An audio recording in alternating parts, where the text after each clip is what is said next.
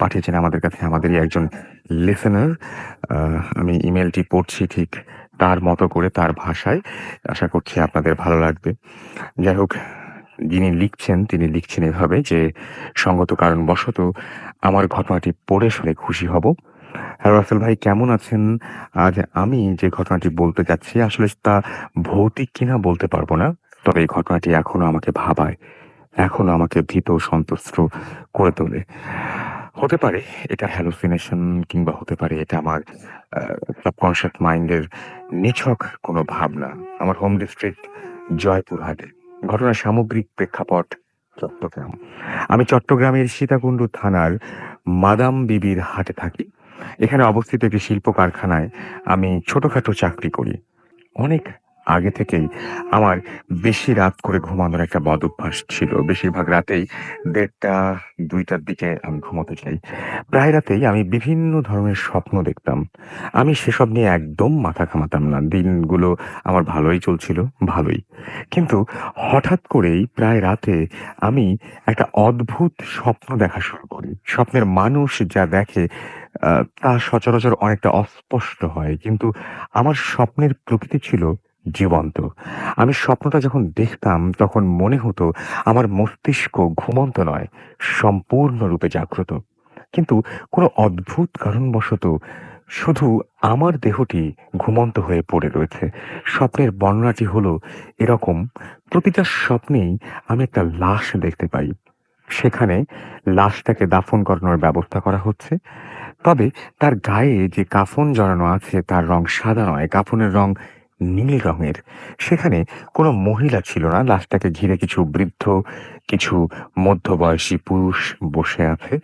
তাদের মধ্যে যারা মধ্যবয়সী ছিল তারা অনেক কান্নাকাটি করছে। কিন্তু বৃদ্ধ লোকগুলো অনেকটা নির্লিপ্ত ও নির্জীব হয়ে বসে আছে। ভাবটা ছিল অনেকটা আনন্দের। এই একই স্বপ্ন আমি নিয়মিতভাবে দেখা শুরু করি। কিন্তু এক রাতে স্বপ্নে আমি সেই একই প্রেক্ষাপটে, একই পরিবেশে, সেই একই ঘটনার মুখোমুখি হই। তবে এবারের স্বপ্নে আমি দেখি মধ্যবয়সী লোকগুলোর সাথে বৃদ্ধ লোকগুলো কাঁদছে। ঘটনাটা আমি অবাক হয়েই লক্ষ্য করেছি। হঠাৎ করেই একটা বৃদ্ধ লোক গিয়ে লাশটার মুখ থেকে নীল কাফনটা সরিয়ে দিল। কাফনটা সরানোর পর আমি যা দেখতে পাই, হতে পারে সেই দৃশ্যটি আমার জীবনে দেখা সবচেয়ে ভয়ঙ্কর দৃশ্য। আসলে স্বপ্নে যে লাশটাকে আমি বারবার দেখছি, সেটা আর কারো লাশ নয়, সেটা আমারই লাশ। আমি ভয়ে নিথর হয়ে গেলাম। স্বপ্নের মধ্যেই আমার মনে হতে লাগলো সেখান থেকে ভোঁ দৌড় দেই। কিন্তু আশ্চর্য, দৌড়ানোর মতো কোনো ক্ষমতা আমার নেই। আমার শরীরে তখন আর অবশিষ্ট নেই। আমি সেখান থেকে এক চুল পরিমাণ জায়গাও এগোতে পারছি না, পেছাতেও পারছি না। অনেক ভীতি আর আতঙ্কে আমি সেই রাতটা মানে কাটলো আমার, এবং ভোর রাতে ৫টার দিকে আমার ঘুম ভেঙে গেল। ঘুম থেকে উঠে আমি নিজেকে আমার ঘরের মেঝেতে আবিষ্কার করি। সারারাত অবিরতভাবে সিলিং ফ্যানটা চলেছে। তবু আমার শরীর ঘামে ভিজে জুবুথুবু হয়ে আছে। আমি প্রচণ্ড ভয় নিয়ে ভাবতে লাগলাম, এটা কি ধরনের স্বপ্ন আমি দেখছি? এর ব্যাখ্যা কি? সেদিন ডিউটি শেষ করেই তাড়াতাড়ি এক হুজুরের কাছে গেলাম। ওনাকে স্বপ্নের ব্যাপারটা খুলে বললাম। উনি আমাকে একটা তাবিজ দিলেন। তাবিজটা আমার ডান হাতে বাঁধতে বললেন। এরপর থেকে এ ধরনের স্বপ্ন আমি আর দেখিনি। তবে এখনো অনেক এক ধরনের ভয় নিয়ে বিছানায় ঘুমোতে যেতে হয়। আসলে নিজের লাশের দৃশ্য নিজের চোখে দেখাটা যে কত ভয়ঙ্কর হতে পারে তা আমি জানি। যদি কেউ ব্যাপারটাকে তুচ্ছ তাচ্ছিল্যের সাথে নেন, নিতে পারেন। তবে আমার মতো করে যদি কেউ এরকম ঘটনা প্রত্যক্ষ করেন, তাহলে বুঝতে পারবেন আসলে আমি কতটা মানসিকভাবে বিপর্যস্ত হয়ে পড়েছিলাম। ওই একটা স্বপ্ন আমার সবকিছু এলোমেলো করে দিয়েছিল। এখন আল্লাহর অনেক রহমতে অনেক ভালো দিন কাটাচ্ছি। আর আমি চাই না এ ধরনের স্বপ্ন আমার জীবনে এলোমেলো করে দিক। রেডিও ফুর্তির সকল শ্রোতা ও আসলে আপনাকে অনেক ধন্যবাদ। ঘটনাটি পাঠিয়েছেন মারুফ ভাই। আমরা ঘটনাটি পড়লাম এবং আমি যারা শুনলেন তাদের কাছে জানতেই চাইবো যে আসলে আপনি যদি ঘুমের মধ্যে এরকম কোনো একটা দৃশ্য দেখেন, যে আমি খুব অবাক হয়েছি যে এই ১ম আমি শুনলাম কারো কাছে যে কাফনের রংটা নীল, এবং তিনি নীল সেই খাটিয়াতে বলেন আর যাই বলেন না কেন যে যে চেহারাটা সেটা তার মতো এই জিনিসটা এটা কে দেখতে চাইবেন? যদি আসলে কেউ এরকম দেখতে চান বা কেউ যদি মনে করেন যে না আপনি দেখলে ভয় পাবেন না বা এরকম ঘটনা আপনার সাথে ঘটলে মোটেই আপনি ভয় পাবেন না। এরকম একটা এটা তো স্বপ্নই। আ এরকম যদি কেউ থাকেন আমার সাথে এসএমএস করে শেয়ার করতে পারেন সেটা যে না আপনার কাছে এটা কোনো ব্যাপারই না। স্বপ্নে তো স্বপ্নই এবং এরকম স্বপ্ন হলে কি আর হবে? আমার কাছে মনে হয় যে এরকম একটা স্বপ্ন দেখার পরে সত্যিই যিনি দেখছেন তার ঠিক যখন ঘুমটা ভাঙলো, স্বপ্ন দেখার পরপরই তো আমাদের ঘুম ভাঙে। অনেক সময় আমরা আরো বেশিটা সময় ঘুমিয়ে থাকি এবং তারপরে একটা নির্দিষ্ট সময়েও ঘুম ভাঙে, সেটাও হয়। বাট কেউ যদি এরকম একটা স্বপ্ন দেখে ঘুম ভেঙে ওঠেন, তারপরে আপনার মনের অবস্থা কি হবে? আপনি মানসিকভাবে কতটা ভেঙে পড়বেন? যারা এখনো নিজেদের অনেক সাহসী ভাবেন, তারা যদি একবার জিনিসটা চিন্তা করেন এবং আমার সাথে যে এসএমএস এর মাধ্যমে খোলাখুলিভাবে আলোচনা করতেই পারেন, জানাতে পারেন যে আসলে আপনি এরকম কোন স্বপ্ন দেখতে চাইবেন কিনা? আহ আচ্ছা, গিলাতলা থেকে আমাদের কেউ একজন এসএমএস করেছেন। নামটা পরে লিখেছেন। আমি পড়তে পারলাম না এসএমএসটা এইজন্য। ইমন খান আমাদের এসএমএস করেছেন। তার কাছে মজা লাগছে। কুষ্টিয়া থেকে এসএমএসটি পাঠিয়েছেন। আলিয়া আ আলী আকবর আমাদের নান্দাইল থেকে এসএমএস করেছেন। তিনি বলেছেন, "কেমন আছেন? আমি সবসময় ভালো থাকি এবং সবসময় ভালোর দলে।" আমাদেরকে বোরহান এসএমএস করেছেন। এসএমএস করেছেন আমাদেরকে আচ্ছা, আসনিয়া এবং আমাদেরকে এসএমএস করেছেন দেখতে পাচ্ছি পুষ্পিতা, ফুর্তি পুষ্পিতা। এবং তিনি তার রুমের সব জানালা বন্ধ এবং তিনি বলছেন যে, "তাও আমার ফুলের টবটা" আমি তারপরে পড়তে পারলাম না এসএমএস। এছাড়াও দেখতে পাচ্ছি আ সুমন এছাড়াও এসএমএস করেছেন আমাদেরকে তানভীর ইসলাম। আমাদেরকে এসএমএস করেছেন মিম। আমাদেরকে এসএমএস করেছেন দেখতে পাচ্ছি মুনিফ, খুব ভয় লেগেছে তার কাছে। আমাদেরকে কৃষ্ণ এসএমএস করেছেন যশোর থেকে এবং তিনি বলছেন, "I love both of them." Arnab আমাদের এসএমএস করেছেন এবং আ এসএমএস করেছেন আমাদেরকে শহীদ মুন্সিগঞ্জ থেকে। তিনি নতুন আমাদের সাথে জয়েন করেছেন। আমাদের সাথে এসএমএস করেছেন ইথিকা এসএমএস করেছেন আমাদেরকে তানহা এসএমএস করেছেন এবং তিনি বলছেন তার মনটা খুব খারাপ। কিছু ভালো লাগছে না। বাট ভূত এফএম খুব ভালো লাগছে। তাহলেই চলবে। খুলনা থেকে এসএমএসটি করেছিলেন। উত্তরা থেকে আমাদের নামটা আগে লেখেননি। সুজন খুলনা থেকে এসএমএস করেছেন এবং তিনি বলছেন যে, "কোনো ব্যাপার না।" কি কোনো ব্যাপার না সেটা অবশ্য তিনি লেখেননি। আমাদেরকে এসএমএস করেছেন এমডি অয়ন হাসান টঙ্গী থেকে। এছাড়াও আমাদেরকে মেহেদী এসএমএস করেছেন এবং তিনি বলছেন যে ভালো লেগেছে তার কাছে এই ঘটনাটি। তবে ভয় পাচ্ছেন না। না ততক্ষণ পর্যন্ত আপনি ভয় পাবেন না যতক্ষণ পর্যন্ত আপনি ব্যাপারটা উপলব্ধি করতে না পারবেন। আসলে যে আপনি আপনার নিজের জায়গায় যদি দেখতেন তাহলে। আ আ এমনিতে যদি উপলব্ধি না করেন তাহলে অবশ্য ভয় পাওয়ার কিচ্ছুই নেই। হ্যাঁ, একদম আপনি 100% ঠিক। আ লালবাগ থেকে আমাদের এসএমএস করেছেন আকাশ। আ আচ্ছা, আকাশ মেঘলা। ওকে। আমাদেরকে সুহাস এসএমএস করেছেন দিনাজপুর থেকে। ফার্স্ট স্টোরিটা চরম লেগেছে তার কাছে।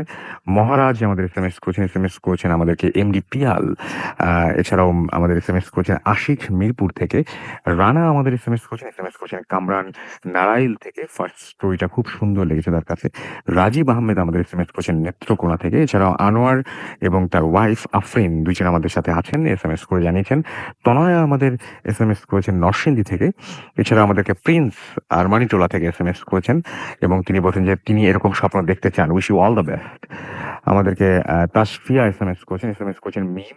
এছাড়াও এসএমএস করেছেন আমাদেরকে দেখতে পাচ্ছি আ মিল্টন নরসিংদী দাসপাড়া থেকে এবং তিনি বলছেন তিনি এবং তার ফ্রেন্ড রানা একসাথে ভূত এফএম শুনছেন। আজকের ঘটনা যেন অবশ্যই ফাটাফাটি হয়। Uh let's hope for the best. আশা করছি যে সেরকম কিছু হতে যাচ্ছে ইনশাআল্লাহ। আর যে রাজু আমাদের এসএমএস করেছেন নাদিম। আ এছাড়াও আমাদের এসএমএস করেছেন দেখতে পাচ্ছি প্রিন্স, সাকিব সহ আরো অনেকে। আপনি যদি এসএমএস করতে চান তাহলে মোবাইলের মেসেজ অপশনে গিয়ে টাইপ করুন ফুর্তি FOORTI ফুর্তি স্পেস দিয়ে লিখুন আপনার নাম, স্পেস দিয়ে আপনার মেসেজ পাঠিয়ে দিন 9840 নাম্বারে। আমাদের সাথে আরো একজন অতিথি আছেন যিনি আ আমি তার পরিচয়টা একটু দিয়ে নেই। তিনি আমাকে যেভাবে একটা ইমেইল করেছিলেন সেটা হচ্ছে তিনি তার একটা অডিও ক্লিপ আমাকে পাঠিয়েছিলেন। এবং সেই অডিও ক্লিপটা তার যে বলার ভঙ্গি এবং যেভাবে তিনি পুরো ঘটনাটা বলেছিলেন আমি খুবই ইমপ্রেসড এবং তিনি বেসিক্যালি আচ্ছা তার পেশা কি সেটা তিনি বলবেন এবং তাহলে বুঝতে পারবেন তিনি ঘটনার সাথে কতটা মানে তার মানে জীবনটা কতটা মানে একসাথে এই ঘটনাগুলো নিয়ে তাকে প্রতিনিয়ত চলতে হয় এবং তার মুখেই শুনবো তার জীবনের ঘটনা। ১ম এ জানতে চাইবো আপনার নাম এবং আপনার পরিচয়। জি। আমার নাম বশির। আমি এসেছি টঙ্গী কলেজ গেট থেকে। মূলত আমার দেশের বাড়ি নড়াইল। ওকে। আমি যে ঘটনা বলবো সে ঘটনাটা আপনি ঘটে কি করেন একটু বলবেন? তাহলে আমি মানুষ জানা ভালো আমি বুঝতে মূলত পারবে। একজন পেশাজীবী ড্রাইভার। ওকে। আমার ঘটনা ঘটে ময়মনসিংহ জেলার ত্রিশাল উপজেলায়। যে যে ঘটনাটা ঠিক আমার সাথেই ঘটে সেদিনকের রাত্রে সবচেয়ে ভয়ঙ্কর ঘটনা। যে ঘটনাটা আমি আজও মনে রাখতে পারি বা আজও আমার মনে আছে ঠিক সেইভাবেই। যাই হোক আমি ঘটনায় চলে যাই। আমি ঠিক শ্যামলীর একটা রেন্টেকার অফিস থেকে আমি ময়মনসিংহ জেলার ত্রিশাল উপজেলায় একটা বিয়ের ভাড়াতে যাই। যে বিয়ের ভাড়ার যে চিলিপটা বা বুকিং চিলিপটা বলা হয়, সে চিলিপে যে নাম্বারটা থাকে সে লোকটাকে আমি ফোন দিই। ফোন দেওয়ার পরে যেটা হয় সেই লোকটা আমাকে বলে যে, "আপনি কি ড্রাইভার বশির বলছেন?" আমি তখন বলি, "হ্যাঁ, আমি ড্রাইভার বশির বলছি।" তখন যেটা হয় যে আমি বলি তাকে যে, "ভাই আপনি আমার নাম জানেন কিভাবে?" তখন সে বলে যে, "রেন্ট এ কারের অফিস থেকে ঠিক আমার নামটা বলে দিয়েছিল।" তখন আমি কিছু মনে না করি। তখন যেটা হয় যে সে বলে যে, "ভাই আপনি ঠিক ৪টা ৪:৩০ র ভিতরে খামার বাড়িতে থেকেন।" আমি তখন ৪:৩০ র ভিতরেই আমি খামার বাড়িতে চলে যাই। ঠিক উনি ৫টা সোয়া ৫টার ভিতরে আমার কাছে আসে ৩ জন লোক নিয়ে। উনি ঠিক এসে বলে, "চলেন এবার ময়মনসিংহ যাওয়া যাক।" উনি এসার পরে উত্তরাতে গেলে আমাকে বলে যে, "ভাই আপনি আব্দুল্লাহপুর ব্রিজের কাছে রাখেন।" রাখার পরে যেটা হয় আমি উনাকে বলি যে, "ভাই আমি রোজা আছি, রমজান মাস ছিল। আমি তো রোজা রাখছি, আমাকে ইফতারি করার একটু সময় দিয়েন।" তখন যেটা হয় উনি আমাকে বলে যে, "ভাই আপনাকে আমরা ইফতারি করাবো।" যাই হোক ওই কথা বলার পরে কিছুক্ষণ পরে দেখা যায় যে উনি ইফতারি কিনে নিয়ে এসে আমাকে বলে, "ভাই আমি তো আসলে একজন হিন্দু মানুষ। আপনি কি আমার ইফতারি গ্রহণ করবেন?" তা আমি তাকে বলি যে, "ভাই হিন্দু আর মুসলমান বলে কোনো কথা নেই। ইফতারি তো ইফতারি।" যে কিনে দিলে কিছুক্ষণ পরে দেখা যায় তাদের কিছু লোক আসে। আসার পরে বলে যে, "ভাই এবার আপনি চলেন।" গাড়ি চালানো অবস্থায় নামাজের টাইমে বা ইফতারির টাইমে আমার ইফতারিটা আমি গাড়িতে থাকা অবস্থায় করে নিই, স্ট্যাকিং থাকা অবস্থায়। গাজীপুর চৌরাস্তায় গেলে বলে, "ভাই বাঁ পাশে মার্কেটের সামনে রাখেন, আমাদের কিছু কেনাকাটা আছে, সেই কেনাকাটাগুলো সারবো।" আমি ওখানে রাখার পরে কেনাকাটা করে এসে গাড়িতে যখন উঠে আমি বলি, "ভাই আপনাদের বিয়ে কার?" তখন যে লোকটার বিয়ে সেই লোকটাই আমাকে বলে যে, "ওখানে গেলেই দেখতে পাবেন বিয়ে কার।" আমি কিছুই না বলে আমি চলে যাই ঠিক ত্রিশালে। ত্রিশালে যেয়ে চৌরাস্তা পার হলে একটু সামনে যে বাঁদিকে একটা স্কুল থাকে, ডান দিকে থাকে রাস্তা, সেই রাস্তায় দিকে আমি ঢুকি। যে রাস্তাটা থাকে অনেকটাই চাপা। সেখান দিয়ে ঢোকার পরে কিছু দূর যাওয়ার পরে দেখা যায় যে পাকা রাস্তাটা শেষ। কিন্তু যেটা হয় সামনে সেটা হচ্ছে একটা কাঁচা রাস্তা। যে রাস্তাটা স্থানীয় কিছু লোক বা কিছু সিটি কর্পোরেশনের লোক খোঁড়াখুড়ি করতেছিল পাকা করার জন্য। আমি আমার গাড়ির লোকজনকে বললাম যে, "ভাই এই রাস্তা দিয়ে গাড়ি ঢোকালে যদি কোনো কারণে বৃষ্টি হয় তাহলে আমার গাড়িটা আর ওঠানো সম্ভব হবে না। আমি এই রাস্তায় যেতে পারবো না।" তখন তারা আমাকে বলে যে, "আপনারা যাবেন কোন জায়গায়?" স্থানীয় কিছু লোক। তখন তারা বলে যে, "আমরা অমুক গ্রামে তমুকের বাড়িতে যাবো বিয়েতে।" যাই হোক স্থানীয় লোকজন তা বলে যে, "ভাই আপনারা যেতে পারবেন। সামনে যেয়ে কিছু একটা সামনে যেয়ে কি একটা বাজার আছে, বাজারটার ওপারে আর যেতে পারবেন না? যাই হোক আপনারা যেতে পারবেন। সারাদিন এই রাস্তা দিয়ে গাড়ি যাওয়া আসা করতে যেতে পারবেন।" আমি চিন্তা ভাবনা করলাম নতুন বউ নিয়ে আসবে, আমার গাড়িটা দিয়ে আনতে না পারলে হয়তো হাঁটায় আনলে অসুবিধা হবে। আমি এটা চিন্তা ভাবনা করে ঠিক গাড়িটা ওখান দিয়ে আমি ঢুকাই দিই। ঢুকাই দেওয়ার পরে উনাদেরকে হাঁটাই দিয়ে আমি গাড়িটা নিয়ে যেয়ে দেখি যে ছোট একটা ব্রিজ থাকে। ব্রিজের পরেই বাজার। বাজারের আগে যে কাদা, সে কাদার টুপকে গাড়ি যাওয়া কোনোভাবেই সম্ভব ছিল না। যাই হোক বিয়েবাড়ির লোকজন এসে আমাকে বলে, "ভাই আপনি গাড়িটা এখানেই ঘুরিয়ে রাখেন। আমাদের বাড়ির লাইটিং ওই যে দেখা যায়, হ্যাঁ, আপনি এখানেই রাখতে পারেন।" আমি গাড়িটা ঘুরিয়ে গাড়িটা যেখানে ঠিক রাখছি, ওখানে যেখানে রাখছি ওখানেই ডাইন পাশে যেখানে রাখিছি ওখানে মানুষজন আসা যাওয়া করত। সেখানে আমার কাছে কেন যেন মনে হলো যে এখানে যদি আমি গাড়িটা রাখি তাহলে মানুষের যাতায়াতে খুব অসুবিধা হবে। আমি একটা চিন্তা ভাবনা করে আমি বাঁদিকে কাদার দিকে চাপিয়ে দিয়ে গাড়িটা রেখে আমি বসে থাকলাম গাড়ির ভিতরে।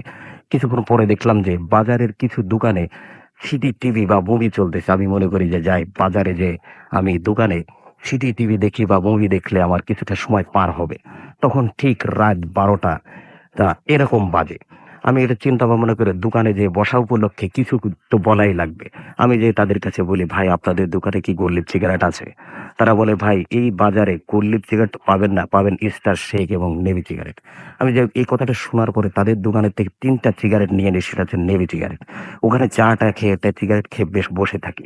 ওটা ঠিক 12:30 ১টার দিকে সব দোকানগুলো বন্ধ করে চলে যায়। বাজার হয়ে যায় সম্পূর্ণ আমি একা। যাই হোক আমি চিন্তা করি যে এ বাজারে বসে না থেকে আমার গাড়িতে সিডি আছে, টিভি আছে বা এসি আছে। আমি এসি ছেড়ে সিডি, টিভি ছেড়ে গাড়ির ভিতরে বসলে আমার ভালো লাগবে। আমি ঠিক গাড়ির কাছে যাই, লকটা খুলে গাড়িতে বসে গাড়ি স্টার্ট দিয়ে এবং এসি ছেড়ে গাড়িতে সিডি, টিভি ছেড়ে গাড়ির ভিতরে বসে থাকি। কিন্তু কিছুক্ষণ পরে যেটা হচ্ছিল যে মুভি দেখতেছি, মুভির যে আওয়াজটা কানে না ঢুকে বাইরের কোন ঝিন ঝিন ঝিন ঝিন আওয়াজ আমার কানের ভিতরে ঢুকতেছিল। তখন আমি চিন্তা করি যে আমি এই ছবিটা আরো ২-৩ বারে দেখি। কেন জানি ছবিটা আমার কাছে ভালো লাগতো। তাই আমি ছবিটা বারবার দেখতাম। এটা চিন্তা ভাবনা করলাম যে এই ছবিতে তো এরকম কোনো আওয়াজ ছিল না। যাই হোক আমি তাড়াতাড়ি গাড়ি থেকে নামি। নামার পরে দেখি যে আশেপাশে কিছুই নাই। আসলে এটা আমার মনের ভুল। আবার আমি গাড়িতে বসি। গাড়িতে বসার পরে যেটা হয় সেই একই রকম ঘটনা আমার সাথে ঘটতে থাকে। আমি মনে করি যে বাঁদিকে একটা পুকুর আছে, পুকুরের পাড়ে একটা খাল মতন দেখা যাবে, ওটা দূরে একটা বিল্ডিং ডান পাশে বা পাশে একটা ছাবড়া মতন আছে গাড়ির, এটাও কি জানি না। যাই হোক আমি একটু বিয়ে বাড়ির দিকে যাই, ওখানে গেলে মনে হয় আমার ভালো লাগবে। আমি ঠিক গাড়িটা লক করে বিয়ে বাড়ির দিকে চলে যাই। চলে যাওয়ার পরে যেটা হয় আমি যে দেখি যে লোকটার কাছে আমি জিজ্ঞেস করেছিলাম যে ভাই বিয়েটা কার, ঠিক ওই লোকটাই বর সেজে বসে আছে। আমি আশ্চর্য হই যে লোকটার বয়স ঠিক ৪৫-৫০ বছর, যে এই লোকটা এই বয়সে বিয়ে করতেছে কেন। যখন আমার গাড়িতে যারা গেছিল তাদেরকে আমি ডেকে জিজ্ঞেস করি ভাই কি ব্যাপার, এই লোকটা কি আগে পরে কখনো বিয়ে করেনি? তখন তারা বলে পরে বলবো। আমি তাদেরকে বলি ভাই এখনই বলেন, আমি আমার কাছে বললে তো আর অসুবিধা হবে না। যাই হোক আমি ওই কথা বললে সে বলে যে হ্যাঁ ভাই একটা বিয়ে করছে আজকে ১৫ বছর হয়ে গেছে, ১০ বছর যাবত একটা বাচ্চা মারা গেছে, এখন পর্যন্ত কোনো বাচ্চা কাচ্চা হয়নি, যার কারণে বউ ওনাকে অনুরোধ করছে বিয়ে করার জন্য, উনি বিয়ে করতে আসছে। তখন আমি তার কাছে জিজ্ঞেস করি ভাই বাড়ির কোনো লোকজন তো দেখলাম না। তখন সে আমাকে বলে যে ভাই বন্ধু বান্ধব যেগুলো আছে ওইটাই আসছে, আর ওনার ভাগ্না ভাগ্নি এইগুলো ভাগ্নে আসছে, বাড়ির থেকে আর কোনো লোক আসেনি। দেখ আমি ওটা চিন্তা ভাবনা করে ওখানে বসে থাকলাম। কিন্তু কিছুক্ষণ পরে যেটা হলো যে আমি চিন্তা করলাম যে আমি গ্রামের ভেতরে গাড়িটা রেখে আসছি। গাড়ির একটা লুকিং গ্লাস বা একটা গ্লাস কেউ খুলে নিয়ে গেলে মালিকের কাছে জরিমানাটা আমাকেই দিতে হবে। আমি ওটা চিন্তা ভাবনা করে ঠিক গাড়ির কাছে চলে যাই। চলে যেয়ে আমি আবার একই রকম করে গাড়িতে স্টার্ট দিয়ে ছবিটা চালু করে মুভিটা চালু করে গাড়ির ভিতরে ঠিক সিটটা ভেঙে হেলান দিয়ে বসে পড়ি। বসে থাকি বা শুয়ে থাকি। কিছুক্ষণ পরে আমার কাছে মনে হলো যে গাড়িটা ধরে কেউ ঝাঁকি দিছে। এরকম একটা অবস্থা যখন হয় আমি গাড়িতে সঙ্গে সঙ্গে নেমে পড়ি। নেমে পড়ে যেটা হয় যে চারিপাশে দেখতে থাকি কিছুই নেই। আবার আমি গাড়ির ভিতরে ঢুকি যে এটা আমার মূলের ভুল হতে পারে বা আমার গাড়ির সিটের নাট টাট এগুলো লুজ টুজ হলে আমি এদিক ওদিক নড়াটড়া খাইছি, এই কারণেই যেন গাড়ির সিটটা নড়ে উঠেছে বা গাড়িটা নড়ে উঠেছে। আমি গাড়ির ভিতর আবার বসে থাকি। বসে থাকার পরে কিছুক্ষণ পরে মনে হয় যে আমার গাড়িটা এত জোরে কেউ ধাক্কা দিছে, গাড়িটা ডান দিক থেকে কাত হয়ে বাম দিকে পড়ছে আর বাম দিক থেকে কাত হয়ে ডান দিকতে পড়ছে। এরকম একটা অবস্থা, আমি প্রচন্ড ভয় পেয়ে গাড়ির থেকে নেমে যাই। নেমে যাওয়ার পরে যেটা হয় যে দেখি কিছুই নেই। গাড়ির নিচে আমার মোবাইলের লাইটের আলো দিয়ে আমি আলো মারতে থাকি যে গাড়ির নিচেই কিছু আছে না, আশেপাশে কিছু নাই, দেখি কিছুই না। তখন আমি বাইরে একটা সিগারেট জেলে খেয়ে আবার গাড়ির ভিতরে ঢুকি। আমি ওই যে লোকটা বর ওই লোকটারে বলেছিলাম ভাই যেহেতু এখন রমজান মাস, আমি রোজা রাখবো, যাই হোক আমার ওই বাড়িতে যদি কোনো খাবার টাবার থাকে বা কোনো খাবারের ব্যবস্থা হয় আমার জন্য পাঠিয়ে দিন, আমি রোজা রাখবো। তখন ওই লোকটা আমাকে ফোন দিয়ে বললো বশির ভাই আপনি কি আসলেই রোজা রাখবেন? আমি তাকে বলি হ্যাঁ ভাই আমি আসলেই রোজা রাখবো। তো সে আমাকে বলে ভাই আপনার জন্য আলাদা খাবার আছে, আপনি এসে খেয়ে যান। আমি বলি ভাই আলাদা খাবার টাবার দরকার নেই, আপনি যেটা খাইছেন সেটা খেলেও আমার হবে, যাই হোক আপনি খারাপ তো কিছু খাননি। তা বলে যে ঠিক আছে ভাই আপনি এসে খেয়ে যান। আমি বলি ভাই আমি গাড়িটা রেখে যেতে পারবো না, আপনি ঠিক খাবারটা পাঠাই দেন আমার জন্য। আমি এটা চিন্তা ভাবনা করে গাড়িতেই বসে থাকলাম। তা কিছুক্ষণ পরে দেখলাম দুজন লোক বড় একটা প্লেট আর উপরে একটা প্লেট দিয়ে ঢাকা সেই খাবারটা আমাকে দিয়ে যায়।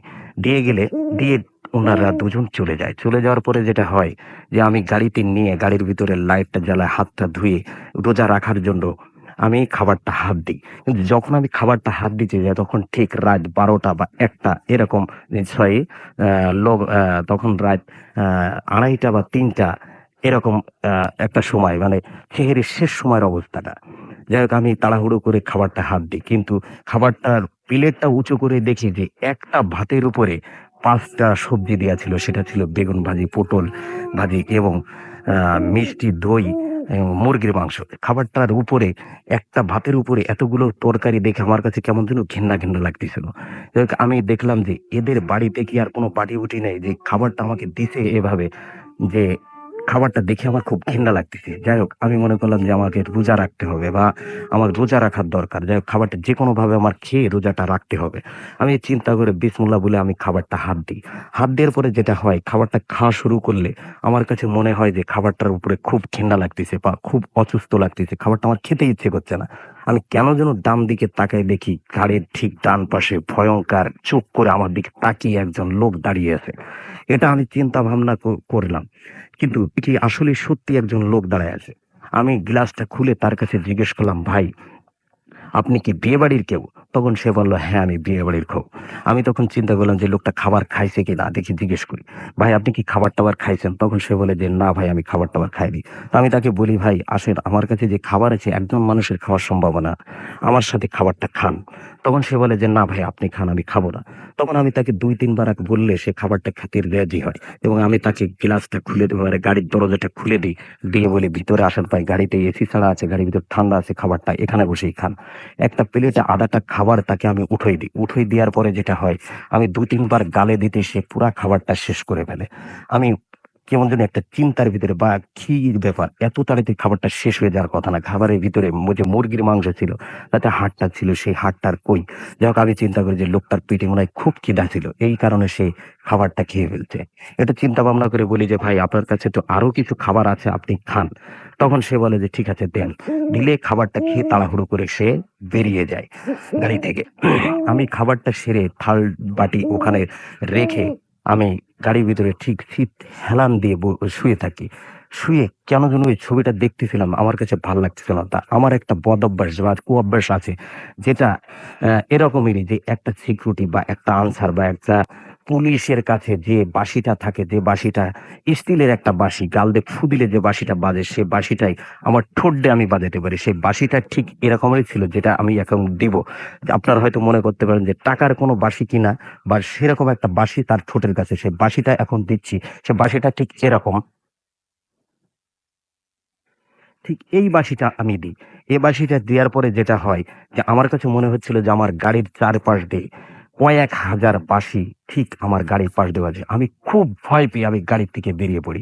আমি গাড়ির থেকে বেরিয়ে পড়ে দেখি আশেপাশে কিছুই নেই, কিন্তু যে লোকটা খাবার খাইছিল আমার সাথে, সেই লোকটা আমার থেকে 10-15 হাত দূরে দাঁড়িয়ে আছে। আমি সেই লোকটাকে দেখে আমি মনে করি যাই হোক, এই লোকটার সাথে কথা বললে মনে হয় আমার কিছুটা ভয় দূর হবে, আমার যেহেতু প্রচন্ড ভয় করতেছে। তখন আমি থেকে ডেকে বলি, ভাই মেয়ে বাড়ির লোক বা বিয়ে বাড়ির লোক আপনার কি হয়, বা মেয়েটা আপনার কি হয়? তখন সে আমাকে বলে যে ভাই মেয়ে বাড়ির লোক আমার কিছুই হয় না, আমার পাড়া প্রতিবেশী আত্মীয় হয়। যাক, এই কথা শোনার পরে আমি আবার গাড়িতে ঢুকে যাই। ঢুকার পরে চিন্তা করি যে কথার লোকটার সাথে আবার কথা বলে দেখি, মনে হয় লোকটা বিয়ে বাড়ি কেউ না, বা বাজারের প্রহরী বা বাজারের গার্ডটা এরকম কিছু হবে। আমি তার কাছে ডেকে জিজ্ঞেস করি, ভাই ডান পাশে বিল্ডিং মতন মনে হয়, এটা কি? তখন সে বলে এটা ফ্রি প্রাইমারি স্কুল। তখন আমি আবার জিজ্ঞেস করি, ভাই আমার গাড়ির সাথে এটা ছাবড়া মতন টিনের, এটা কি? তখন সে বলে, ভাই আমি এটাকে জানি না। তখন আমি তার কাছে বলি যে ভাই আপনি বললেন যে মেয়ে বাড়ির লোক আপনার আত্মীয় হয়, বা আপনি এই গ্রামেই থাকেন, এটা বললেন। তা এটা কি আপনি জানেন না এই গ্রামের লোক? তখন সে বলে যে আমি এসেছি এখানে নতুন। তখনই আমি প্রচন্ড ভয় পেয়ে যাই যে এই লোকটা বললো কি, বললো যে গ্রামের এসেছে নতুন, আবার মেয়ে বাড়ির লোক এর আত্মীয় বা পাড়া প্রতিবেশী হয়।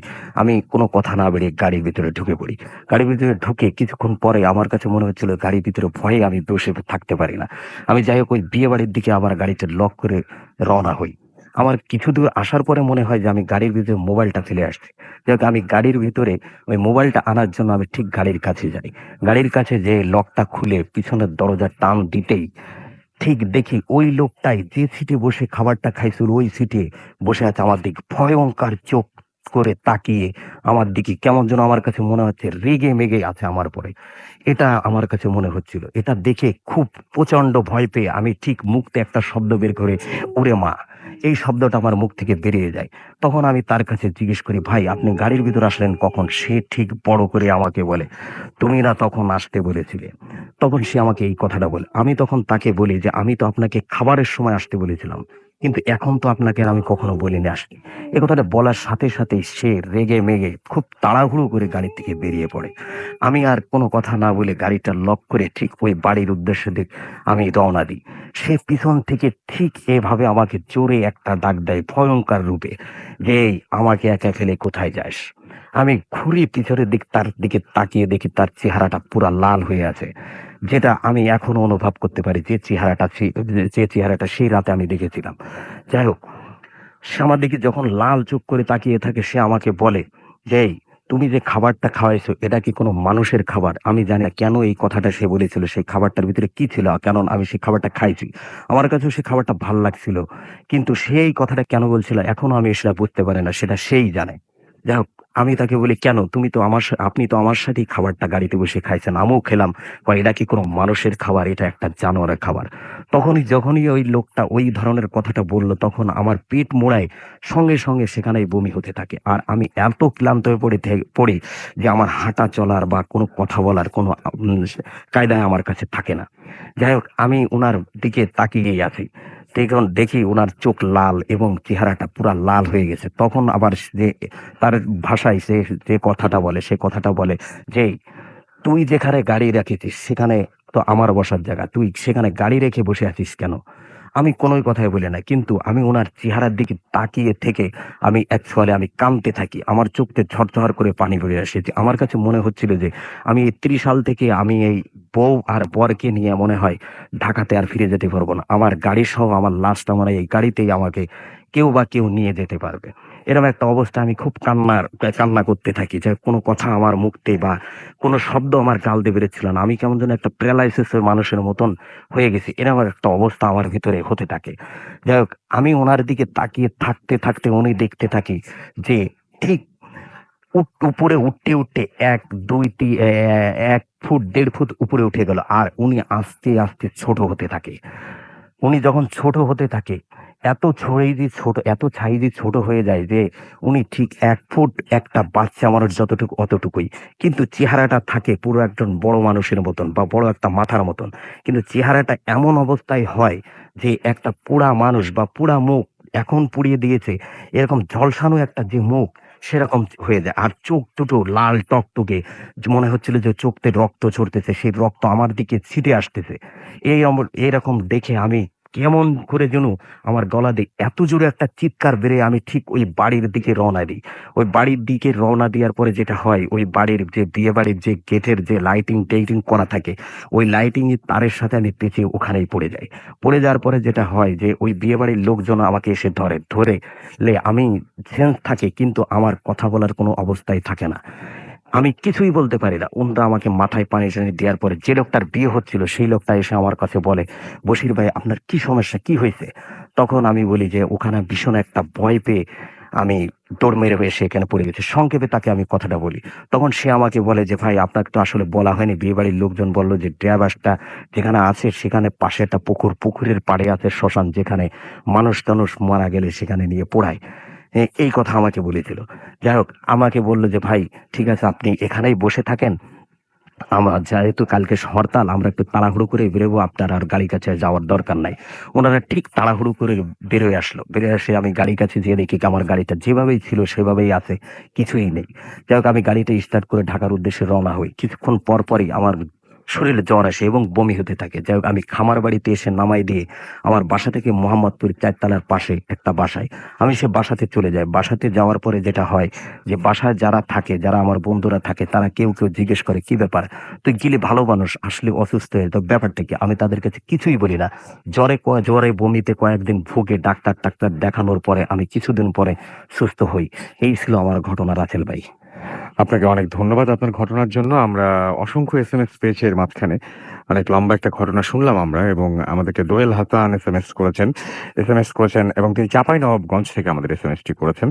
আ আমাদেরকে এসএমএস করেছেন আলামিন হক এবং আমাদেরকে এছাড়াও আজওয়া এসএমএস করেছেন ঢাকা ক্যান্টনমেন্ট থেকে এবং তিনি বলছেন যে তার কাছে এই স্টোরিটা অসাম লেগেছে। কাউসার আমাদেরকে লিখেছেন কালকে এক্সাম, তারপরে ভূত আসলাম শুনছি। আমার মনে হয় যে এখন আপনার ঘুমিয়ে পড়াটা সবচাইতে বেশি জরুরি। আপনি পরেও শুনবেন হয়তো। পরের নেক্সট যে উইকে আমরা যে এপিসোডটা করব সেটা আপনি শুনতে পারেন। কিন্তু আজকে আপনার জন্য ঘুমানোটা খুব বেশি মঙ্গলজনক। টিজে তুহিন আমাদের এসএমএস করেছেন নরসিংদী থেকে। এসএমএস করেছেন আমাদের বিজয়, তিনি বসুন্ধরা থেকে। টিজে আমার লিখেছেন যে, "ভাই, এসএমএস পড়েন না কেন? এতক্ষণ ধরে তো গল্প হচ্ছিল।" তার মানে উনি গল্প বলছিলেন, তার মাঝখানে যদি আমি এসএমএস পড়তাম তাহলে দুটোর মধ্যে কোনটাই ভালো হতো না নিশ্চয়ই। বিশাল আমাদের এসএমএস করে বলছেন, "দ্য ফার্স্ট স্টোরি ওয়াজ অসম।" এছাড়া আমাদেরকে মৃদুল এসএমএস করেছেন এবং এসএমএস করেছেন আমাদেরকে সামি বাসাবো থেকে, লিখেছেন অসম স্টোরি ভাইয়া। আমাদেরকে সোহেল এসএমএস করেছেন হাতিপুল থেকে, লিখেছেন যে, "ভাইয়া, খুব ভয় পাচ্ছি।" ফিরোজ আমাদের ওয়াবদা খুলনা থেকে এসএমএস করেছেন আমাদেরকে মেঘ বালুক। এছাড়াও এসএমএস করেছেন আমাদেরকে আরো অনেকেই। সেই এসএমএস গুলো পড়বো, তবে সবার আগে আমাদের একটা বিরতি নিতে হবে, একটা বিজ্ঞাপন বিরতিতে যেতে হবে এবং তারপরে আবারও ফিরে আসছি আপনাদের কাছে। স্টে টিউন টু রেডিও ফুর্তি অ্যান্ড ডোন্ট স্টপ দ্য ফুর্তি।